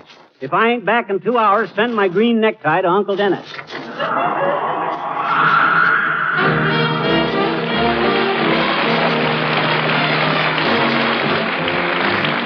Billy Mills and the orchestra play It's a Pity to Say Goodnight.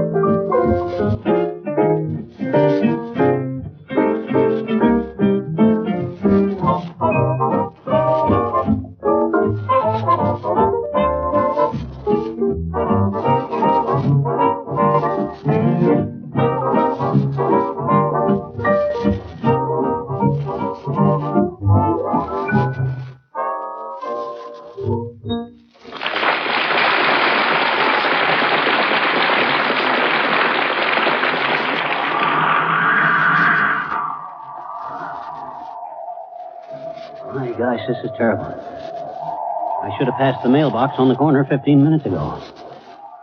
I haven't been so lost since I tried to find the men's lounge at the YWCA.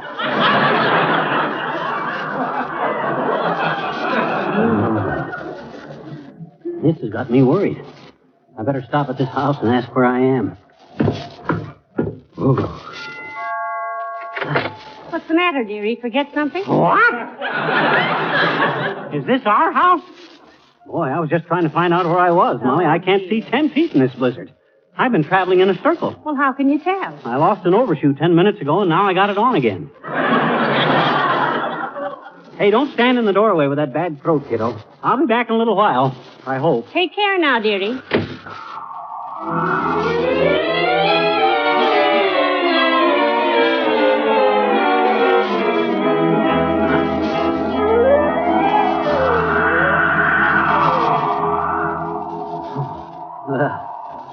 Now, where am I? Oak Street should be to my left. But a streetcar just went by, and there's no streetcars on Oak Street. Hey, there's no streetcars in Wistful Vista. And just buses. Well, maybe it was just a truck. Oh. Boy, am I winded. I gotta go in someplace and get warm. Wonder who lives there. Well, my gosh. Hi, Wimp, old man. You live here? Can I come in for a minute? Oh, hello, Mr. McGee. Pray do come in. Thanks. Oh, sure is a blizzard out there, Wimp. I haven't taken such a pushing around since they sold my tailor tie. Certainly is stormy, all right. Betcha. In fact, I'm quite perturbed about Sweetie Face. That's my big old wife. Sweetie Face? Is she out in this storm, Wimp? Yes, and I'm worried. Oh, well, take it easy, Wimp. I was out in it and nothing happened. That's what worries me, Mr. McGee. If you can do it, she can do it. Where'd she go? Skiing. Oh. Can I make you some hot coffee or something, Mr. McGee? I have a peachy recipe for coffee wimple. What's coffee wimple? What's coffee wimple? Oh, it's just an idea I got one day while I was putting around the kitchen. Puttering, you mean? No, putting. Oh. I was trying to put a golf ball into a paper cup, and I hit it too hard. Oh. Knocked a can of cocoa into the coffee pot, and when I tasted it, it was half cocoa and half coffee. Quite good, too. Oh, well, that's nothing new, Wimp. That's what they call Russian chocolate. Is? Mm-hmm. Well, if it disagrees with everybody the way it did with me, I can understand why they call it that. Certainly is hard to get along with. Well, I hope I didn't disturb you with whatever you were doing tonight, Wimp. By the way, where'd your wife go skiing? She asked me where was a good place, and I told her up on Harrigan's Hill. Harrigan's Hill? My gosh, Wimp, that's no place to ski. There's a 400-foot gravel pit at the bottom of it. Gravel pit at the bottom of it. Yes, I guess I wasn't the right one to ask, was I? Well, maybe somebody will probably warn her before she starts down. I suppose so. But I wish people would just mind their own darn business. Well, I better get going or the post office will be closed. Good night, Wimp. Thanks for letting me get warm. Good night, Mr. McGee.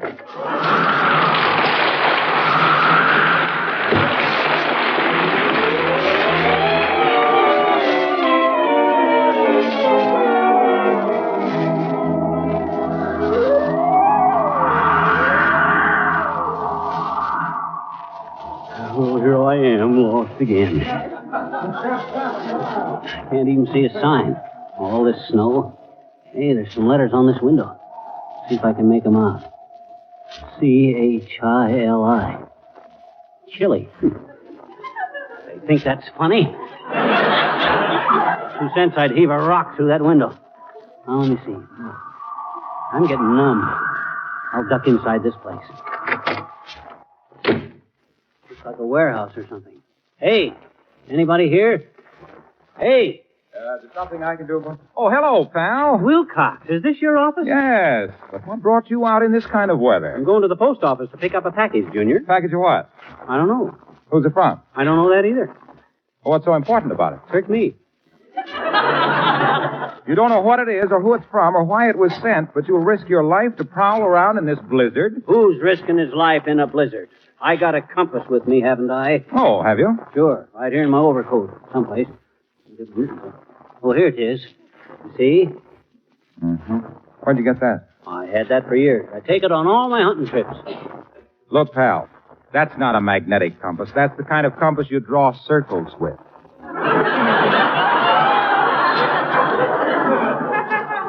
You know, a point on one leg and a pencil on the other.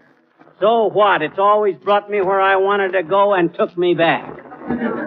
Well, how in the world do you tell directions with it? Just pull the prongs apart till they form a straight line. Point one of them due south, and the other leg will point north. It never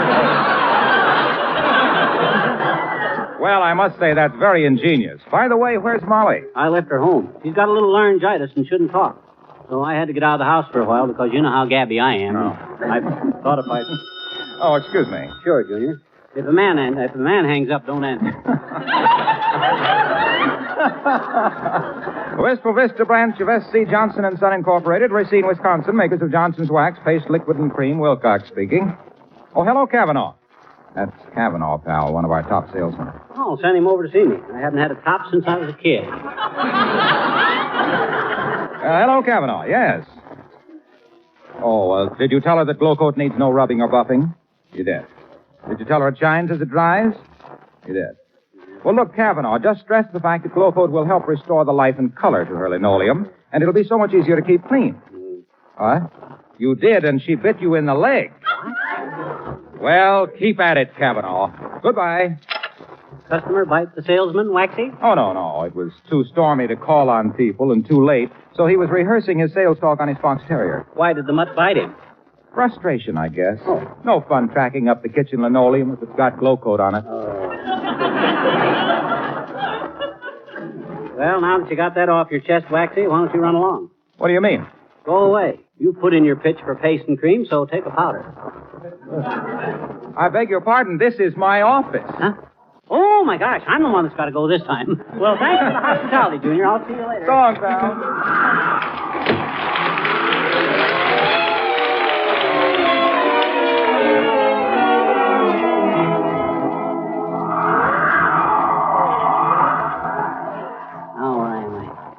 Where is that dad-ratted post office? I can't see a thing. That snow is so fluffy. Boy, I could sure use a seeing-eye walrus tonight.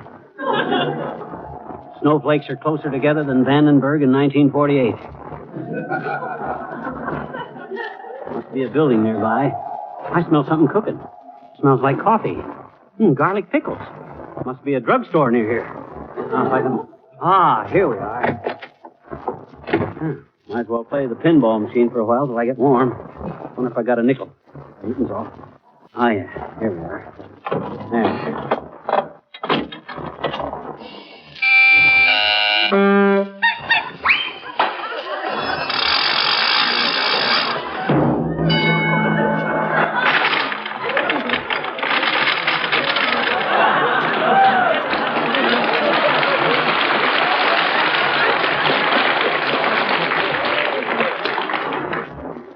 Shucks, I missed. Would you like to borrow another nickel, McGee, at a low rate of interest? Oh, hi, Latrivia. No, thanks. I just stopped in here to get warm. Got to get down to the post office and pick up a package. A package of what? I don't know. I got a card from the post office. Says pick up package at window 5.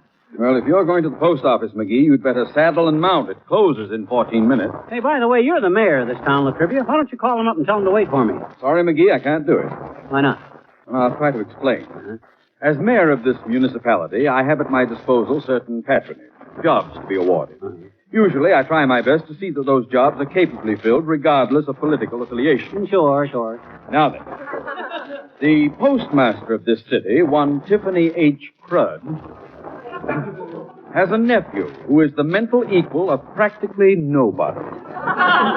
Let us be charitable and say that this young man does not know an axe from an oboe. To call this specimen a jerk would be to vilify every soda dispenser in America. Sounds like a great kid, Latriv. You going to adopt him?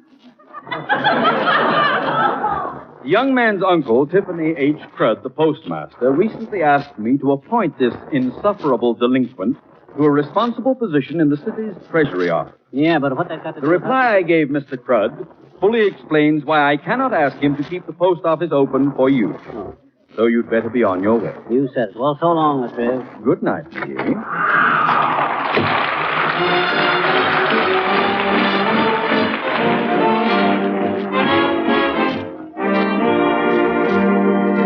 And here are the King's Men to sing Winter Wonderland. Over the ground lies a blanket of white, a heaven of diamonds shines in the night. Two hearts are thrilled in spite of the chill in the weather. Sleigh bells ring, are you listening? In the lane, snow is glistening. A wonderful sight, we're happy tonight, walking in a winter wonderland. Gone away is the bluebird, here to stay is a new bird. He sings a love song as we go along, walking in a winter wonderland. In a meadow we can build a snowman, then pretend that he is Parson Brown. He'll say, are you married? We'll say, no, man. But you can do the job when you're in town. Later on, we'll conspire as we dream by the fire to face unafraid the plans that we made, walking in a winter wonderland. Sleigh bells ring, are you listening? In the lane, snow is glistening. A beautiful sight, we're happy tonight, walking in a winter wonderland. Walking in a winter wonderland.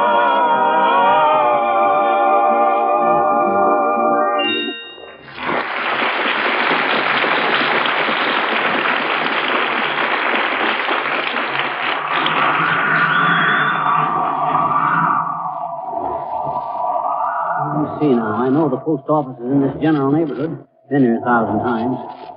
How lost can a guy get? Here comes a woman. Oh, yeah. Hey, sis, which way is the post office? From where you are, mister, it's due north. Oh, thanks. How far? Well, it's a rough guess, but I'd say about 13 inches. Huh?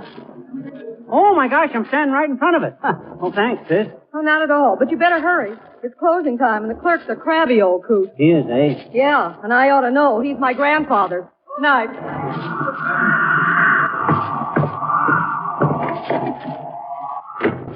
Hot dog, at last. I made it. Hey, anybody on duty? Hey, are you still open? Hey, where is everybody? Press that bell then, Johnny. You're noisy enough to wake up the dead letter office.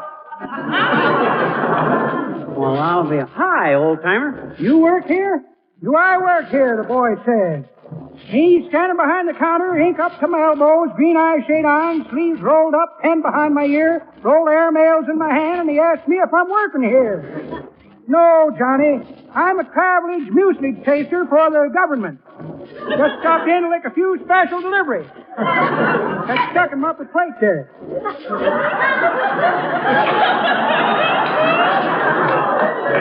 Look, old-timer, I got a notice from this post office that there's a package here for me. You see? Here's the card.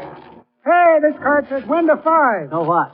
I don't work at window 5. I work at window 3. Airmail. Sorry, boy. Good night. Hey, come back here. Look, you lantern-jawed old fossil. You uncivil civil service man. If you think I battled my way down here through 4 foot of snow to get the brush off from you, you're off your onion. Now give me that package, or I'll slap you in a sack and airmail you to Washington, D.C. No, not that, Johnny, not that. I'll get your package.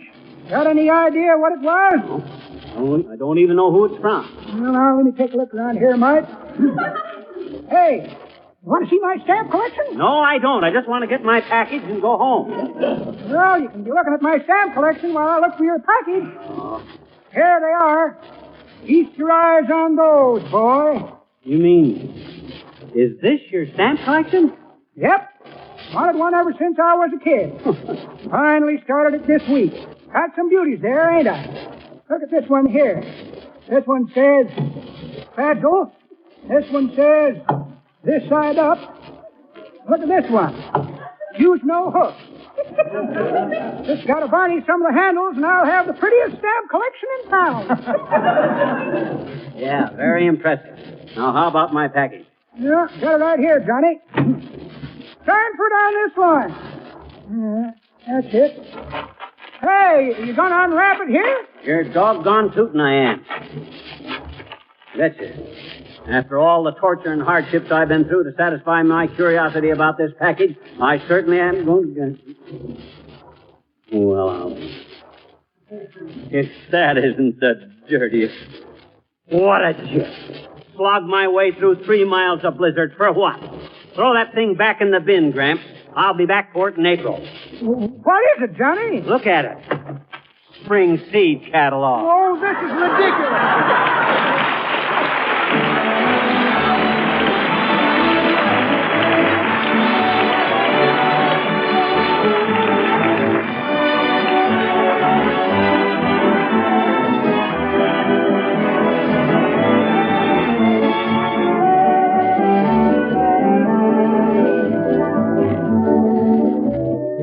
Have you ever seen dull, faded linoleum change right before your eyes to bright, sparkling linoleum?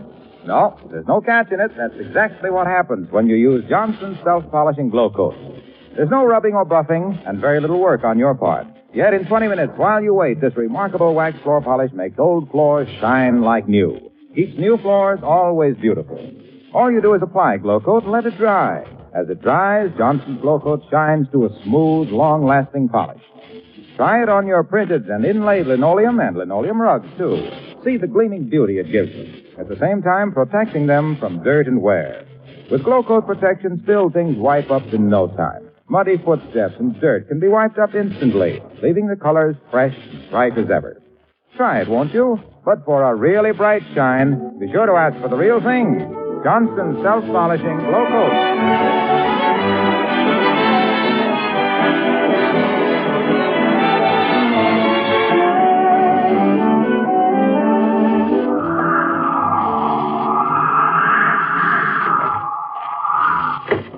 Oh, my goodness, I'm glad you're home, McGee. I was getting awfully worried about you. You should have been worried, kiddo. What a night. When I finally got that dad rat at post office, you know what that package was? What was it? The spring seed catalog. I was so burned up, I threw it in their face and just walked out. Oh, McGee. And I wanted to start planting my flower garden. What? You did? Well, gee whiz, Molly, if I Yes, don't... I was going to put 3 rows of crocuses across the front porch. Huh? And in the side yard, some tulips and gladiola, and back of the garage, some nasturtiums and... Well, if I'd only known that... I thought as long as you were so fond of carnations that we could have some by the back porch and get some narcissus. Where's my mitten? McGee, where are you going? Back to the post office. Good night. Good night, all.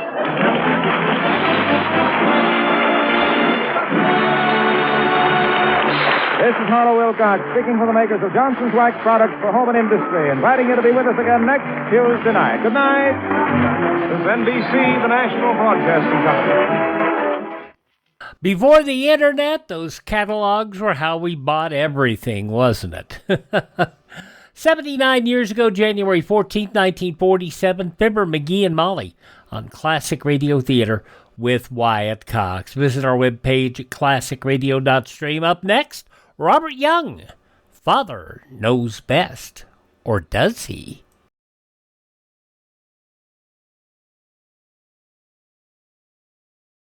Listen and learn through civil defense. This is Johnny Cash. I'd like all of you to remember that America can withstand enemy attack if we support the emergency plans of our community and learn to help ourselves. Make sure you're prepared. Contact your local civil defense office today. Now we go back, 72 years. January 14th, 1954.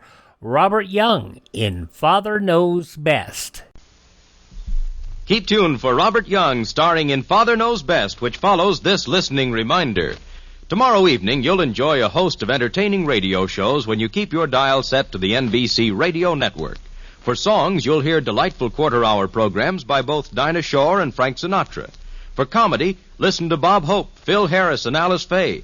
and Gertrude Berg's heartwarming program, The House of Glass. All of these and more are yours for the listening tomorrow night on the NBC Radio Network. So be sure to tune here for the most enjoyable, pleasure-filled evening. And now it's Robert Young in Father Knows Best on NBC. Now listen to Father Knows Best, transcribed starring Robert Young as Father.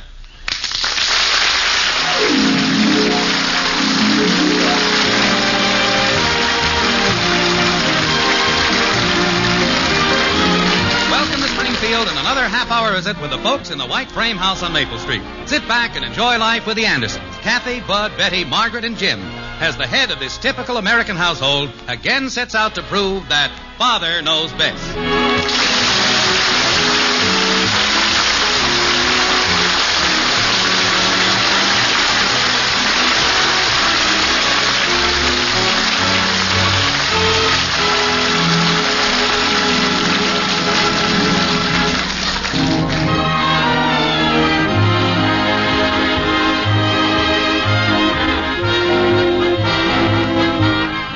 Survey, it was revealed that industrial drawing and political science are two of the most popular subjects among boys, while the most popular subject among girls is boys.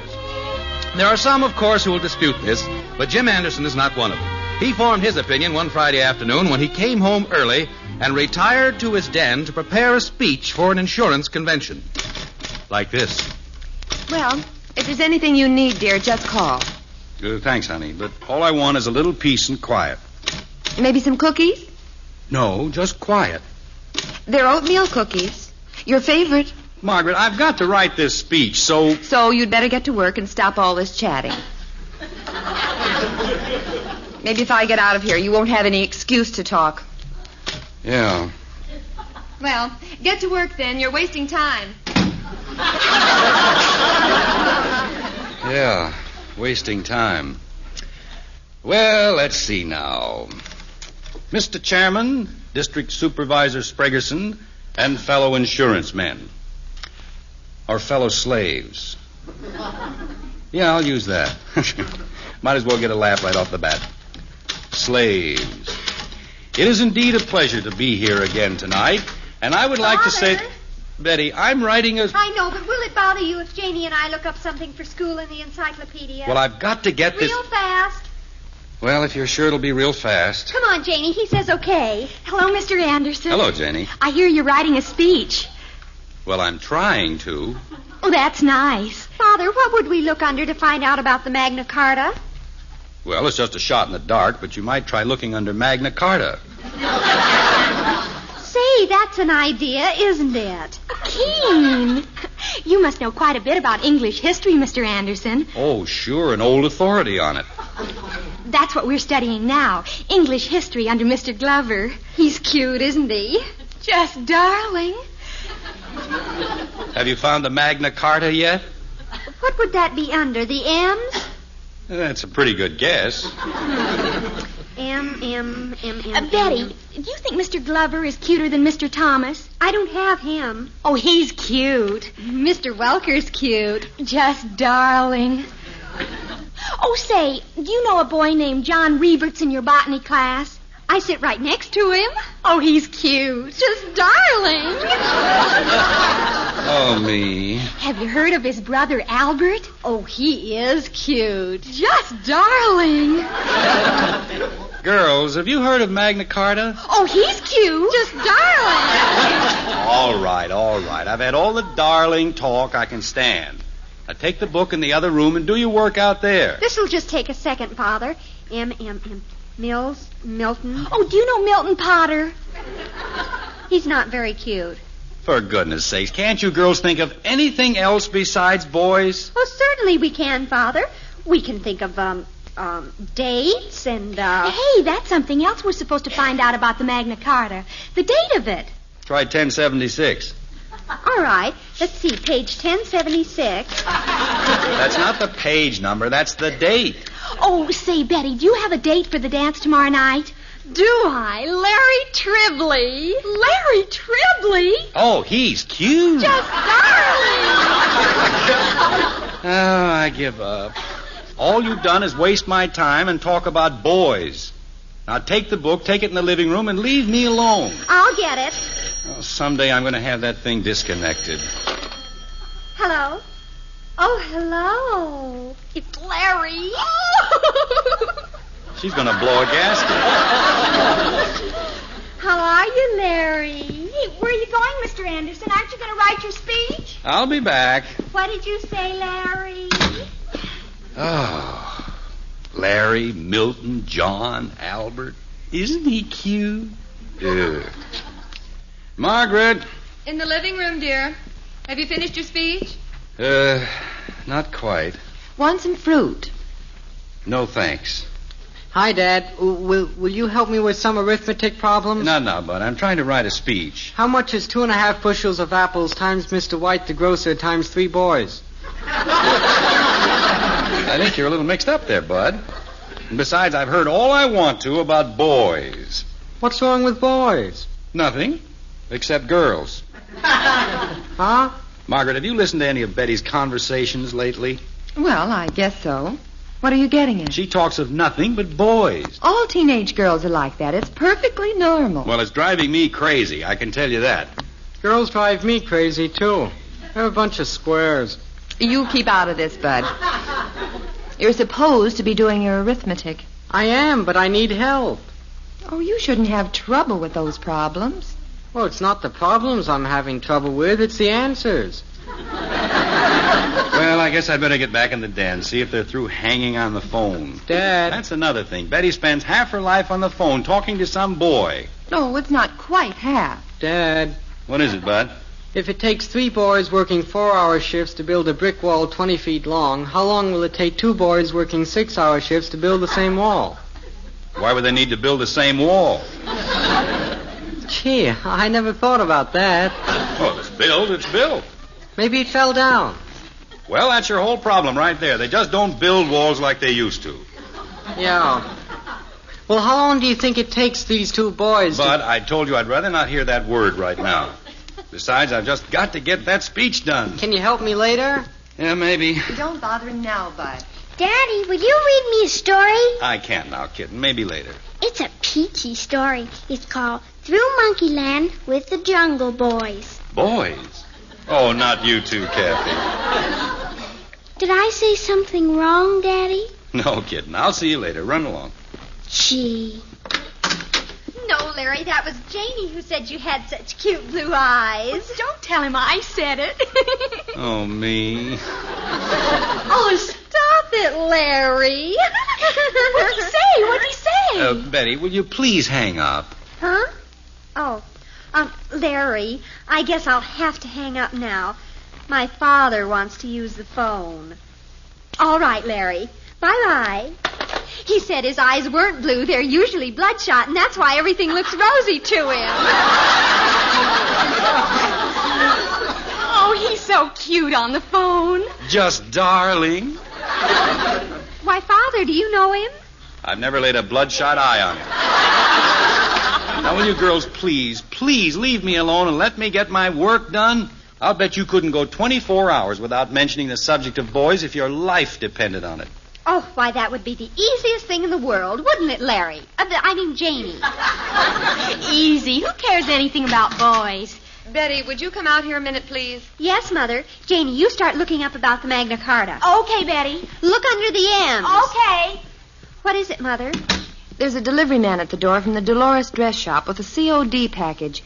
Do you know anything about it? Well, yes, in a way. What do you mean, in a way? Well, I bought a dress there. Betty, you know you can't go around buying dresses whenever you feel like it. Well, I tried to phone you, but I didn't get any answer. And such a price, too, $49.95. Well, Mother, it's really a tremendous bargain for that. It's a terrifyingly darling formal. Formal? Oh, I just had to have one for the dance tomorrow night. You see, I have this perfectly marvelous date, and, well, I just simply had to have it. Why? I just simply had to. Oh, Betty. I can have it, can't I, Mother? I haven't got $49.95. Will you ask Father for it? No. This is your deal, not mine. I'd rather not have anything to do with it. Oh, gosh. I think I'd better tell the man to take the dress back. Oh, no, wait. I'll go ask Father. Maybe. Well, you'd better hurry. We can't keep the man waiting. I'll hurry. Father, Yes? how's your speech coming? Slow. That's nice. Father. Betty, can't you see I'm trying to work? Well, I just want to ask you one teeny-weeny little question. Well, hurry it up. Could I have just a slight advance in my weekly allowance?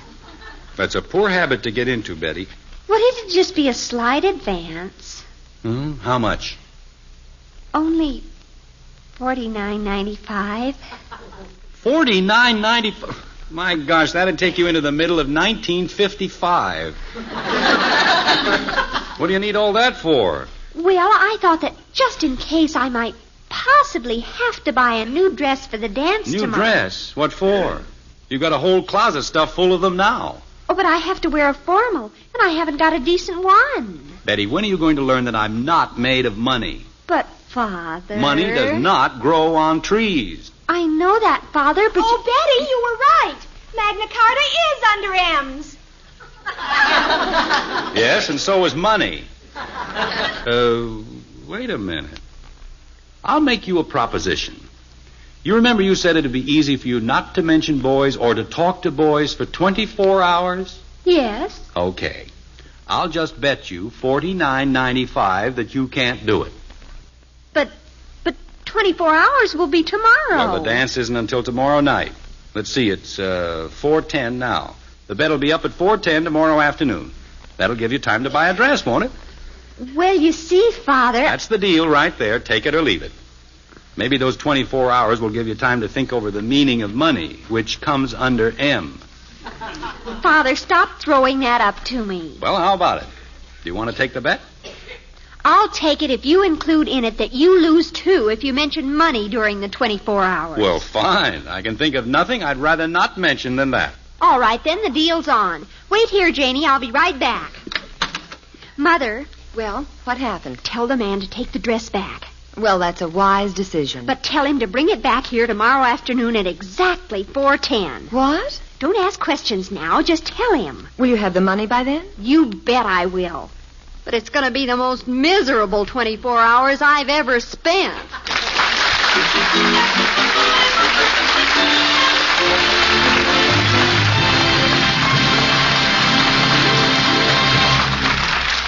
Act 2 of Father Knows Best after this word.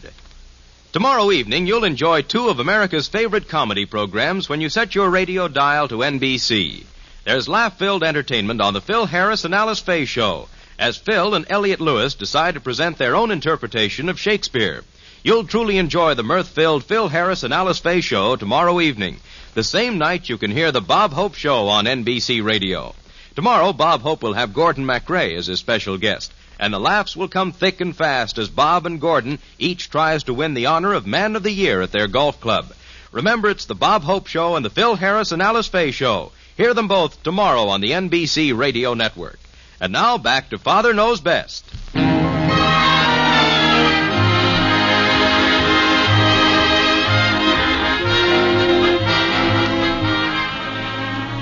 There are two words currently taboo in the white frame house on Maple Street: money and boys. With a $49 formal at stake, Betty has managed with great difficulty to refrain from talking to or about boys for 23 of the 24 hours. Jim, on the other hand, has enjoyed avoiding the subject of money.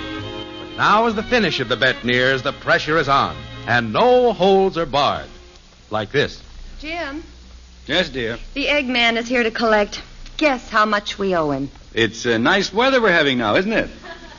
Jim, he's waiting at the back door. Sorry, you're in a field I'm not even discussing now. Oh, Jim, how much longer is this silly bet going to continue? Not long. I wish it was longer.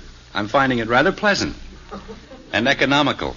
Oh, piffle. Maybe I've got some money in my purse. I don't know why I didn't start this bet years ago. Father, Yes, Princess. what did Mother want? You know very well what she wanted, Miss Smarty. Is that today's paper you've got there? Yes, I thought maybe you'd like to look at the financial page. Here. No, thanks. Not unless there's a crossword puzzle on it. I'm not interested in that other junk. What other junk? Never mind. Say, there is a crossword puzzle here. Father, how much is our bet for now? I've forgotten. I think you remember all right. Say, there's some tricky words in this puzzle. What is a floating marker moored in water as a guide to navigation? Those are called... Oh, no, you don't. Daddy. Hey, it's less than an hour now, only 43 minutes. Daddy. Yes, kitten? Ask him for some money, Kathy. I don't want any money. I just want somebody to read my new book to me. For 2 days now, I've been carrying it around. Okay, hand it here. I'll read it. Yesterday you said you'd do it when you got your speech done, but you never did it. Well, the speech is all done now, and I delivered it this noon, and it went fine. And the banquet was a big success. How much did it cost? I'm busy reading right now, my dear. Yeah, it starts right there, Daddy, page 1. Yes, all right, here we go. Wait a minute. I've got to make a phone call first. Let Betty start the book for you. Oh, heck. Here, Betty. Well, all right. I guess reading would be safer than talking to an unfair trickster like you. Hurry up, Betty. It starts right there, page 1. I know where it starts. Through Monkeyland with the jungle boops.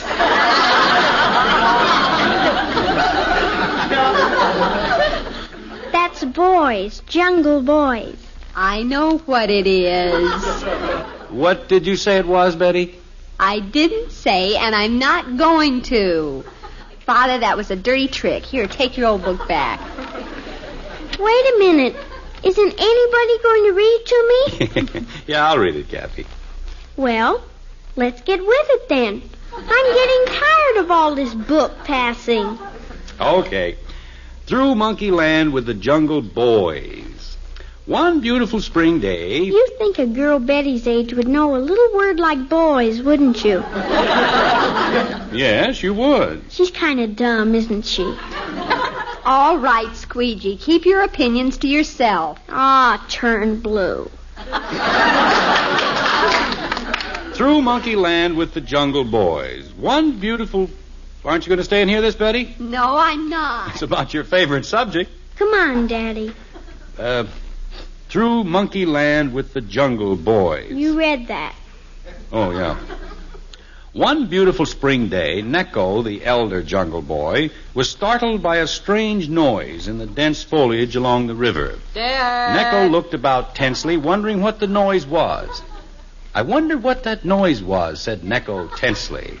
Dad! Suddenly, Neko heard a loud chattering above him.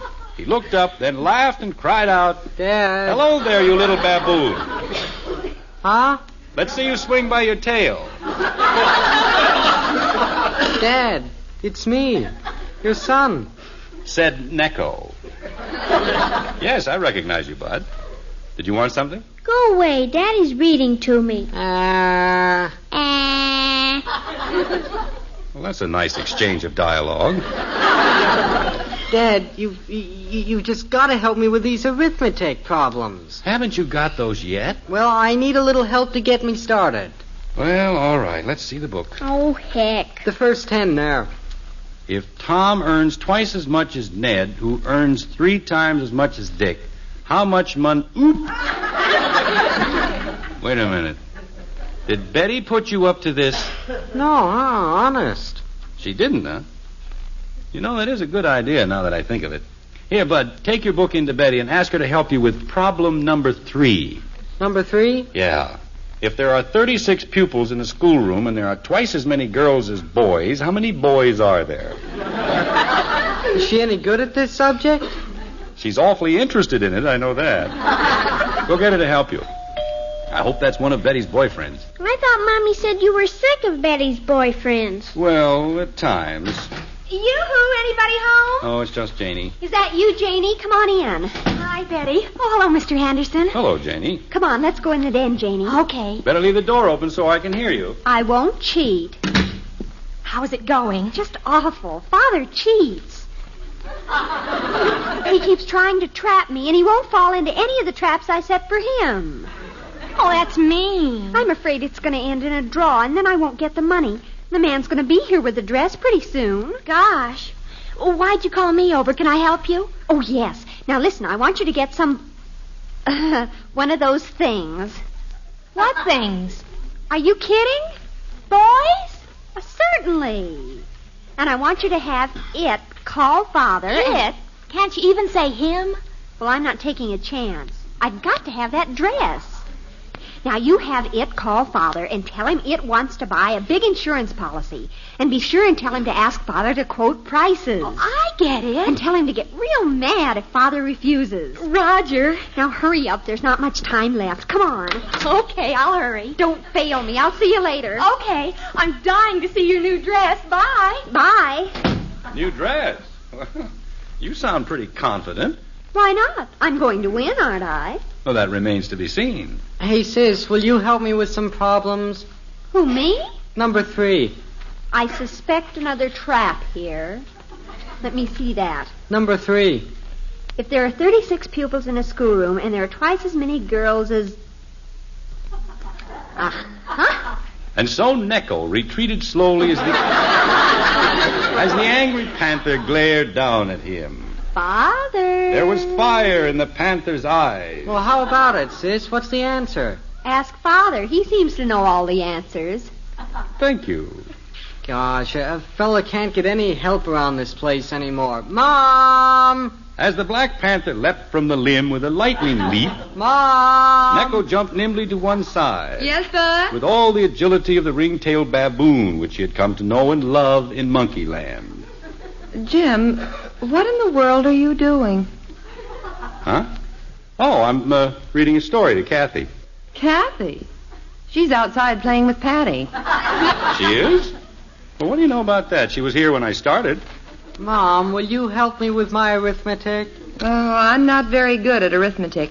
Get your father to help you. Or Betty. They won't help me. Well, I have a reason. If Ned runs 2 miles downhill in 47 minutes and Tom runs up the same hill... You shouldn't run uphill. It's not good for the heart. Well, that was Tom's idea, not mine. There's the phone, Father. You better get it. Why, me? It's probably for you. Probably that boy calling. What's his name? I haven't the least idea what you're talking about. I'll get it. Jerry, is it? Or Harry? I'm not talking. Hello? How soon will this silly bet be over? I'd like to see it continue for quite a while. Yeah, just a minute. Hey, Betty, it's for you. For me? Some character by the name of Larry. Yeah, that's it, Larry. You better go talk to him, Betty. Tell it I'll call it later. Huh? Bud, can't you understand anything? Do you have to be so stupid? No, I don't have to.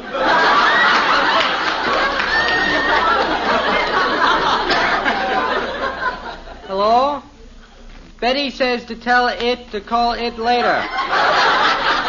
I haven't got the slightest idea.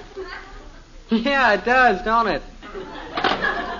What did it say? It hung up. Oh, creepers. Everything's ruined now. No, it isn't. Do you give up? What's all this it business? Mother, what time is it? Oh, it's about 4 o'clock. Well, I don't care what it's about. I've got to know exactly. I'll tell you. It's exactly 3 minutes after 4. You've still got 7 minutes to go. Do you give up? I don't know.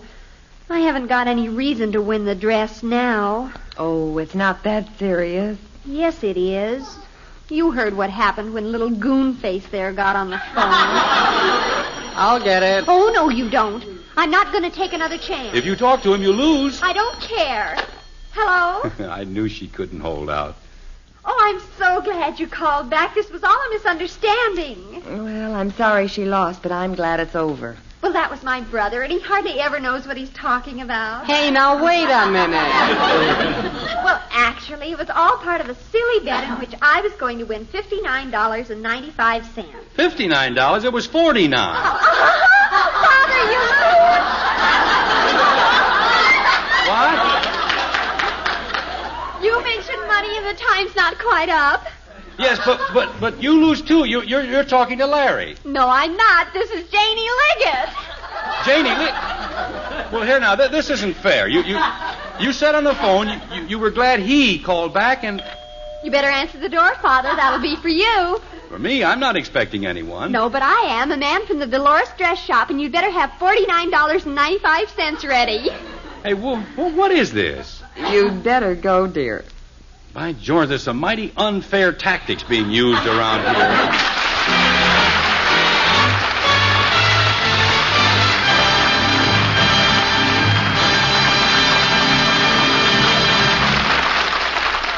The Andersons will be back in just a moment. Monday means music on NBC, and next Monday evening you'll enjoy such beautiful musical programs as The Railroad Hour, The Voice of Firestone, and The Telephone Hour. Ann Ayers will co-star with Gordon MacRae next Monday as The Railroad Hour presents Jerome Kern's The Girl from Utah. On The Voice of Firestone, guest Lois Hunt will sing Three Loves Have I from Song of Norway and Mimi's Farewell from La Boheme.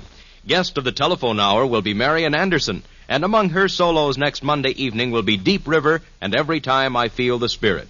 Remember, for the finest musical entertainment, tune to NBC on Monday evening for The Railroad Hour, The Voice of Firestone, and The Telephone Hour.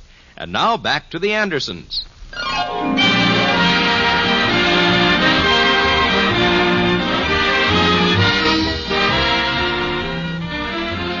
Well, the wager's over, and as you well knew from the start, the winner is Betty. She's now happily dancing with her date in her new $49.95 formal. What about the loser? Well, he's been in the den all evening behind closed doors, and the family's a little worried about him. Like this. Do you think we ought to go in there and ask him if he's all right? I don't know. I never in the world thought he'd take losing so hard. This isn't at all like him. Want me to peek through the keyhole? That's not polite, Kathy. Besides, I tried it. Wait, I know what to do. Kathy, you go in there and get him to read you your new book. I don't like that old monkey land thing. That's kid stuff. Besides, I don't even know where it is. Let me go in. I've still got to ask him how many apples would Tom owe Ned if Dick loaned Tom 6 more than half of what Ned got some of. Oh. Shh, wait a minute. I think I hear him coming. Oh, hello. What's this, a meeting? No, we were just getting a little worried about you. Brooding in there all evening. Brooding? Who's brooding? I've been reading. By George, you just wouldn't believe some of the narrow escapes that Necco had. You just wouldn't believe it.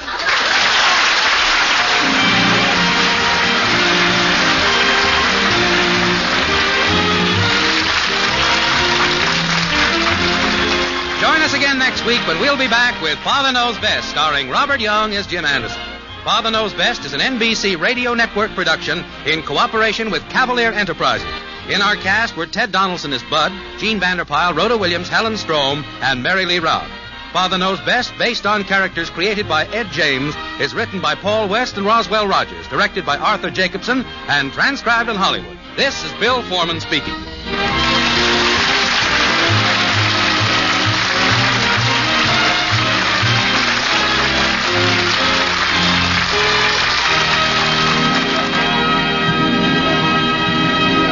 Play Truth or Consequences on the NBC Radio Network.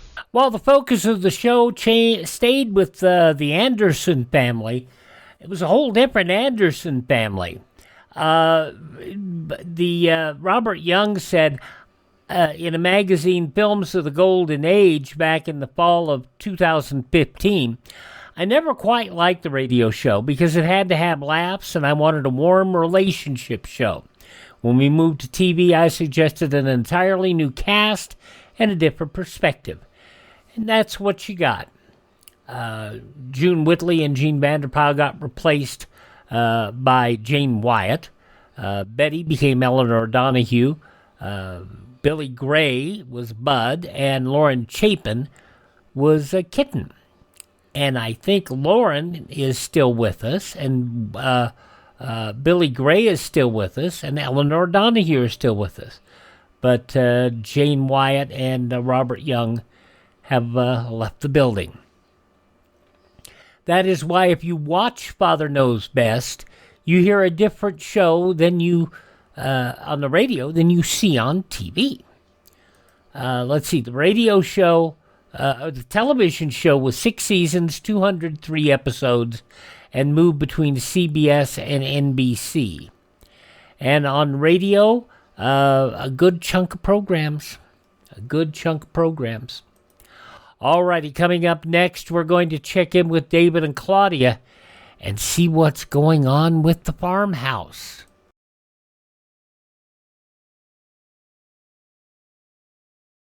Learn and live through civil defense.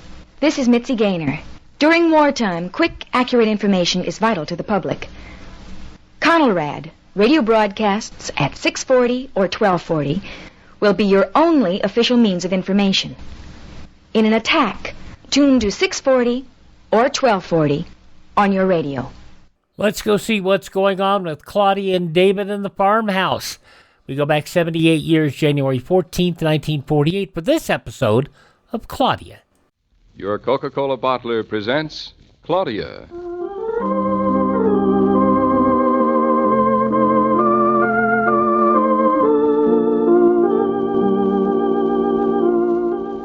Claudia, based on the famous plays and novels by Rose Franken. Brought to you, transcribed Monday through Friday by your friendly neighbor who bottles Coca-Cola. Relax, and while you're listening, refresh yourself. Have a Coke.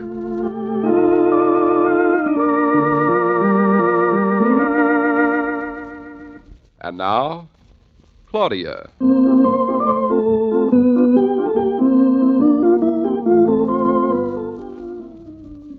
I wonder what's keeping that wandering farmer you married. He isn't a farmer yet, thank you. He better be.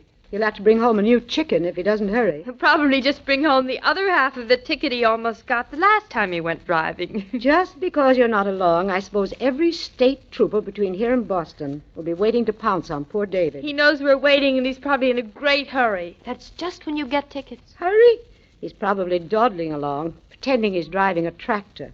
Is driving a tractor very hard, Mama? My experience with them is limited, but offhand, I think I'd prefer a Rolls-Royce. I think I'd prefer a Rolls-Royce, too. And it wouldn't even have to be a Rolls-Royce. That's not very lucid, but it's perfectly clear. David didn't say anything about tractors last night. Does every farm come with a tractor? Well, some come with mules, I believe. David didn't say anything about mules, either. He hadn't seen the farm last night. But Roger told him all about it. And Roger didn't say anything about mules. I don't think they'd be what Roger would notice. All David knew about was architecture. Grand old doors and a floor that's 100 years old. Mama, what's so wonderful about an old floor? Well, the beams are probably hewn by hand. Oh, is that it? Why didn't somebody tell me that long ago? Well, what's so wonderful about beams that are hewn by hand? Well, they'd have the adze marks on them. Well, that's terrible. Can't they do anything about it? Some people like them. Some people like living on farms. Like it or not, a lot of people do it. Well, a lot of people live in cities. I don't see why we can't be two of them. There are a great many advantages to living in the country, Claudia. It's a much better place to bring up children. You seem to be planning a lot of that. I do see what's wrong with the city for bringing up children. I was brought up in the city. Then there's a feeling of permanence, a pride of knowing where you belong, the dignity of owning the land you walk on, and the satisfaction of putting back into the earth more than you take out. You're a fine one to talk. If it's so grand, why didn't you try it yourself? I might have. You mean you and Father... We talked about it. Do you really think you know everything anyone ever talked about? I would if they talked about it to me. You're very lucky to have a husband who talks to you about anything at all. Some men would have just bought the farm and told their wives about it the day before they moved in. David couldn't do that. He hasn't even seen the farm. He has now. I hope he had a good time. I hope he won't be terribly disappointed. If he's disappointed in this one, I'm sure there'll be another. Another? I understand that most of the country around there is covered with farms. Oh, I hope he won't be terribly upset if this one isn't what he thought it was going to be. At least he'll know enough to be disappointed. You don't know how most men get about houses. Nobody told me that either. They think houses is something they were born knowing about, like pocket knives or how to whistle. I can whistle, too. I know, I taught you. Thanks. Most men buy a house, and then after they've carefully installed their family in it, they get the idea that they could have built it much better than it was built in the first place. That must be a lot of fun. They proceed to treat the house as though they hate it. They rip everything apart and try to start all over again from the beginning. Oh, David wouldn't do that. When it comes to houses, your husband isn't a man. He's an architect. Besides, Mama, I don't think David really wants to move up to the country right now, any more than I do. He's just going to look. He's taking an awfully long look. That's a good sign, Mama. If he really liked it, he'd have hurried back to tell us all about it. Well, you better hurry back and take a good look at that chicken of yours. Oh, I practically forgot I had a chicken. Fine farmer's wife you'd make. All right. All right. Well, if it isn't little boy Blue. How are the meadows and the corn? Hello, Mother Hubbard. How's your cupboard? The cupboard is bare, except for one dried-up old chicken. A fine way to talk about your daughter. David, is that you? Farmer David. I can't hear you. I didn't say anything. I'll be there in a minute. I'm just basting the chicken. What are you basting it to? I did hear that, but I'll ignore it. Try and ignore this. Oh, I can't. But maybe if you gave me another kiss, I could ignore that one. No good. If you can't ignore the first time around, it doesn't count. Isn't that so, Mother? I have turned my back, and I'm not listening. I think Mother's getting very old-fashioned, don't you? She'd like us to call each other by our last names. She's an awful stick in the mud. You're a stick in the mud. Did you fall in some bottomless Connecticut marsh? Do you know what time it is? Is it 6 yet? It is 7 yet? Is dinner ready? Are you? Been ready for hours. Oh, sure. You always eat in your overcoat. They're getting fussier in this hotel every day. Next thing, they want me to wash my hands. Mama, he looks disappointed to me. If he isn't now, he will be when he sees that chicken. Should I ask him what the house was like? Whose husband is he? I don't think I ought to. Now that you've made me take off my coat, I don't feel like eating. See, Mama, he is disappointed. Can't we just sit around and talk for a while? I wish Roger hadn't said how wonderful it was. You're a fine wife, the two of you. Don't you even ask me how the house was? Did you have a nice day? It was a terrible day, as you could see for yourself looking out the window. Well, maybe the house would look nicer on a nice day. It would.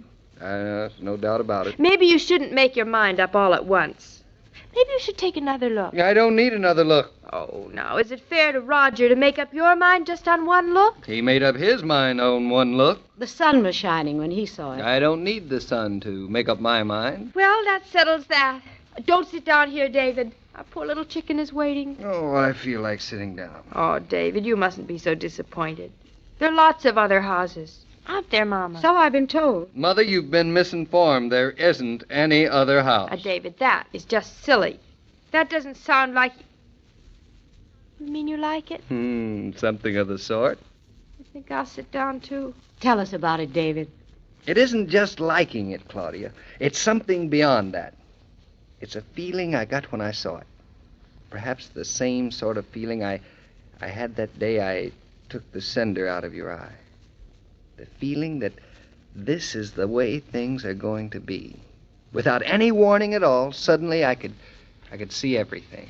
But, David, I was me, and this is only a house. Tell us more about the house, David. It's a pure salt box. We don't have to go all the way to Connecticut to get a salt box. We can have one right here. Well, they call them that because they resemble old-fashioned salt boxes. Oh. This house was built around 1760. Not all of it, of course, but the main part, the salt box. I like the name, salt box. It's cute. It isn't cute. It's the valid appellation for that particular type of architecture. One side of the roof is longer than the other. Why? I don't know exactly why. Sounds a little lopsided to me. I don't know that I think it's such a good idea. It's been good enough for the last 190 years, practically. Well, they are charming sometimes. This house is... It's more than charming, Mother. You can look at it and feel very close to the people who built it. You can see how hard it was for them to build at all. We'd say they had nothing to build with, and yet they built more than just a shelter. It has a line, and grace, and dignity. Does it have much land? Land? Only about 80 acres. 80 acres? That's an awful lot, isn't it? Or is it? How big is an acre? There are 640 acres to the mile, the square mile, that is. 640? Is that a lot? That's a lot. This is about 1/8 of that. It's about as big as 10 big city blocks. 10 blocks. David, that's tremendous. It's a farm, Claudia, not a window box. And what land? Not marshy bottomland, but a beautiful, beautiful slope with a hill and a grove of walnuts on the summit and grazing land on the slopes and 3 farm fields and a meadow that breaks off halfway down. David, you walked all over it? I didn't drive a tractor. On a day like this? If we lived on a farm, you'd be getting your feet wet all the time. I certainly would. There's a gravity spring and a brook. Does the brook babble? Today it was shouting. Would you farm it, David? But not for cash at first. We just put in a few garden crops. But, of course, we'd want a herd. Cows? What do you think, elephants? Could we have elephants? Well, not just as first. We could. I like elephants. David, you're really serious, aren't you?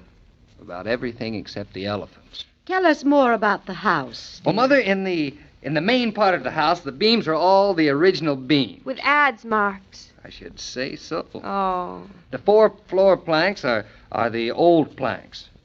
You know, they have that tawny color that they get as though they'd been polished for years, like an old shoe. That doesn't sound so pretty. Some of the planks are even pegged. They're not nailed. It must be practically falling apart.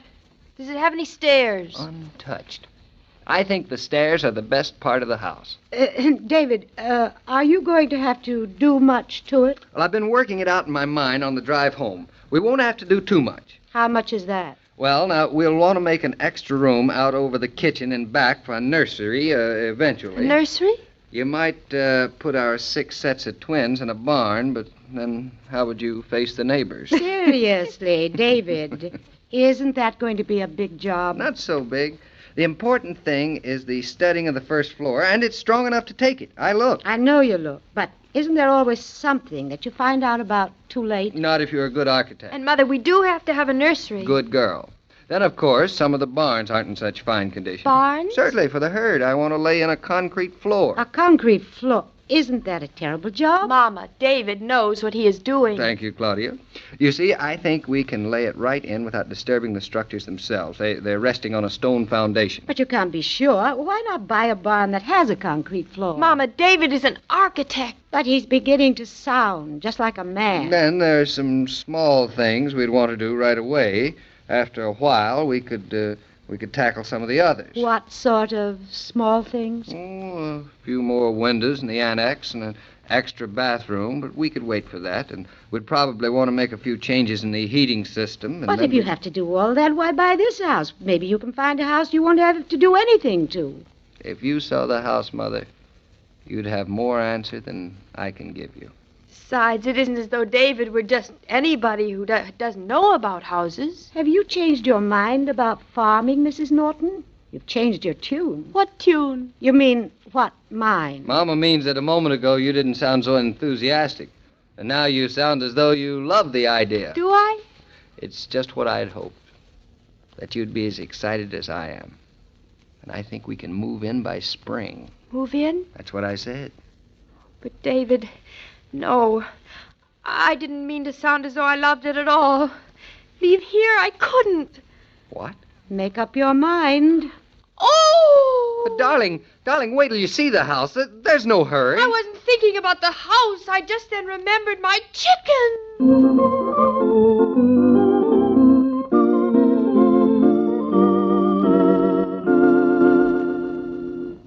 This broadcast of Claudia was supervised and directed by William Brown Maloney.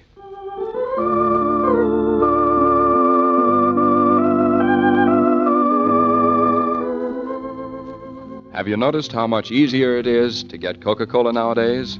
Why, that familiar red cooler is even finding its way into your favorite food store.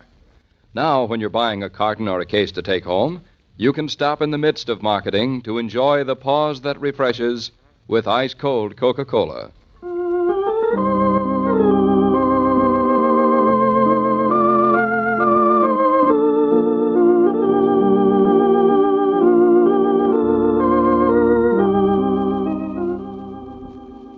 Every day, Monday through Friday, Claudia comes to you, transcribed, with the best wishes of your friendly neighbor who bottles Coca-Cola.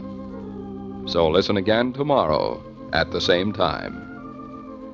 And now this is Joe King saying au revoir.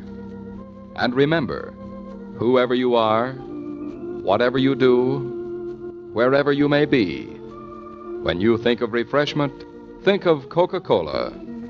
For ice-cold Coca-Cola makes any pause the pause that refreshes.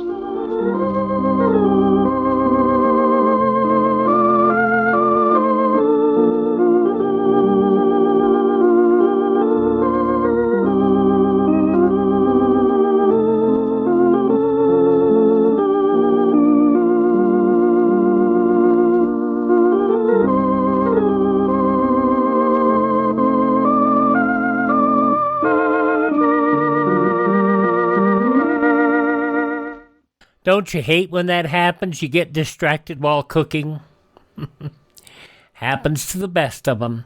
78 years ago, January 14th, 1948, Claudia, here on Classic Radio Theater with Wyatt Cox. We'll get serious tomorrow with Casey Crime Photographer, Let George Do It, Nick Carter, Master Detective The Whistler, and another episode of Claudia. Have yourself a great Wednesday. We'll see you on Thursday, tomorrow. For more Classic Radio Theater, I'm Wyatt Cox.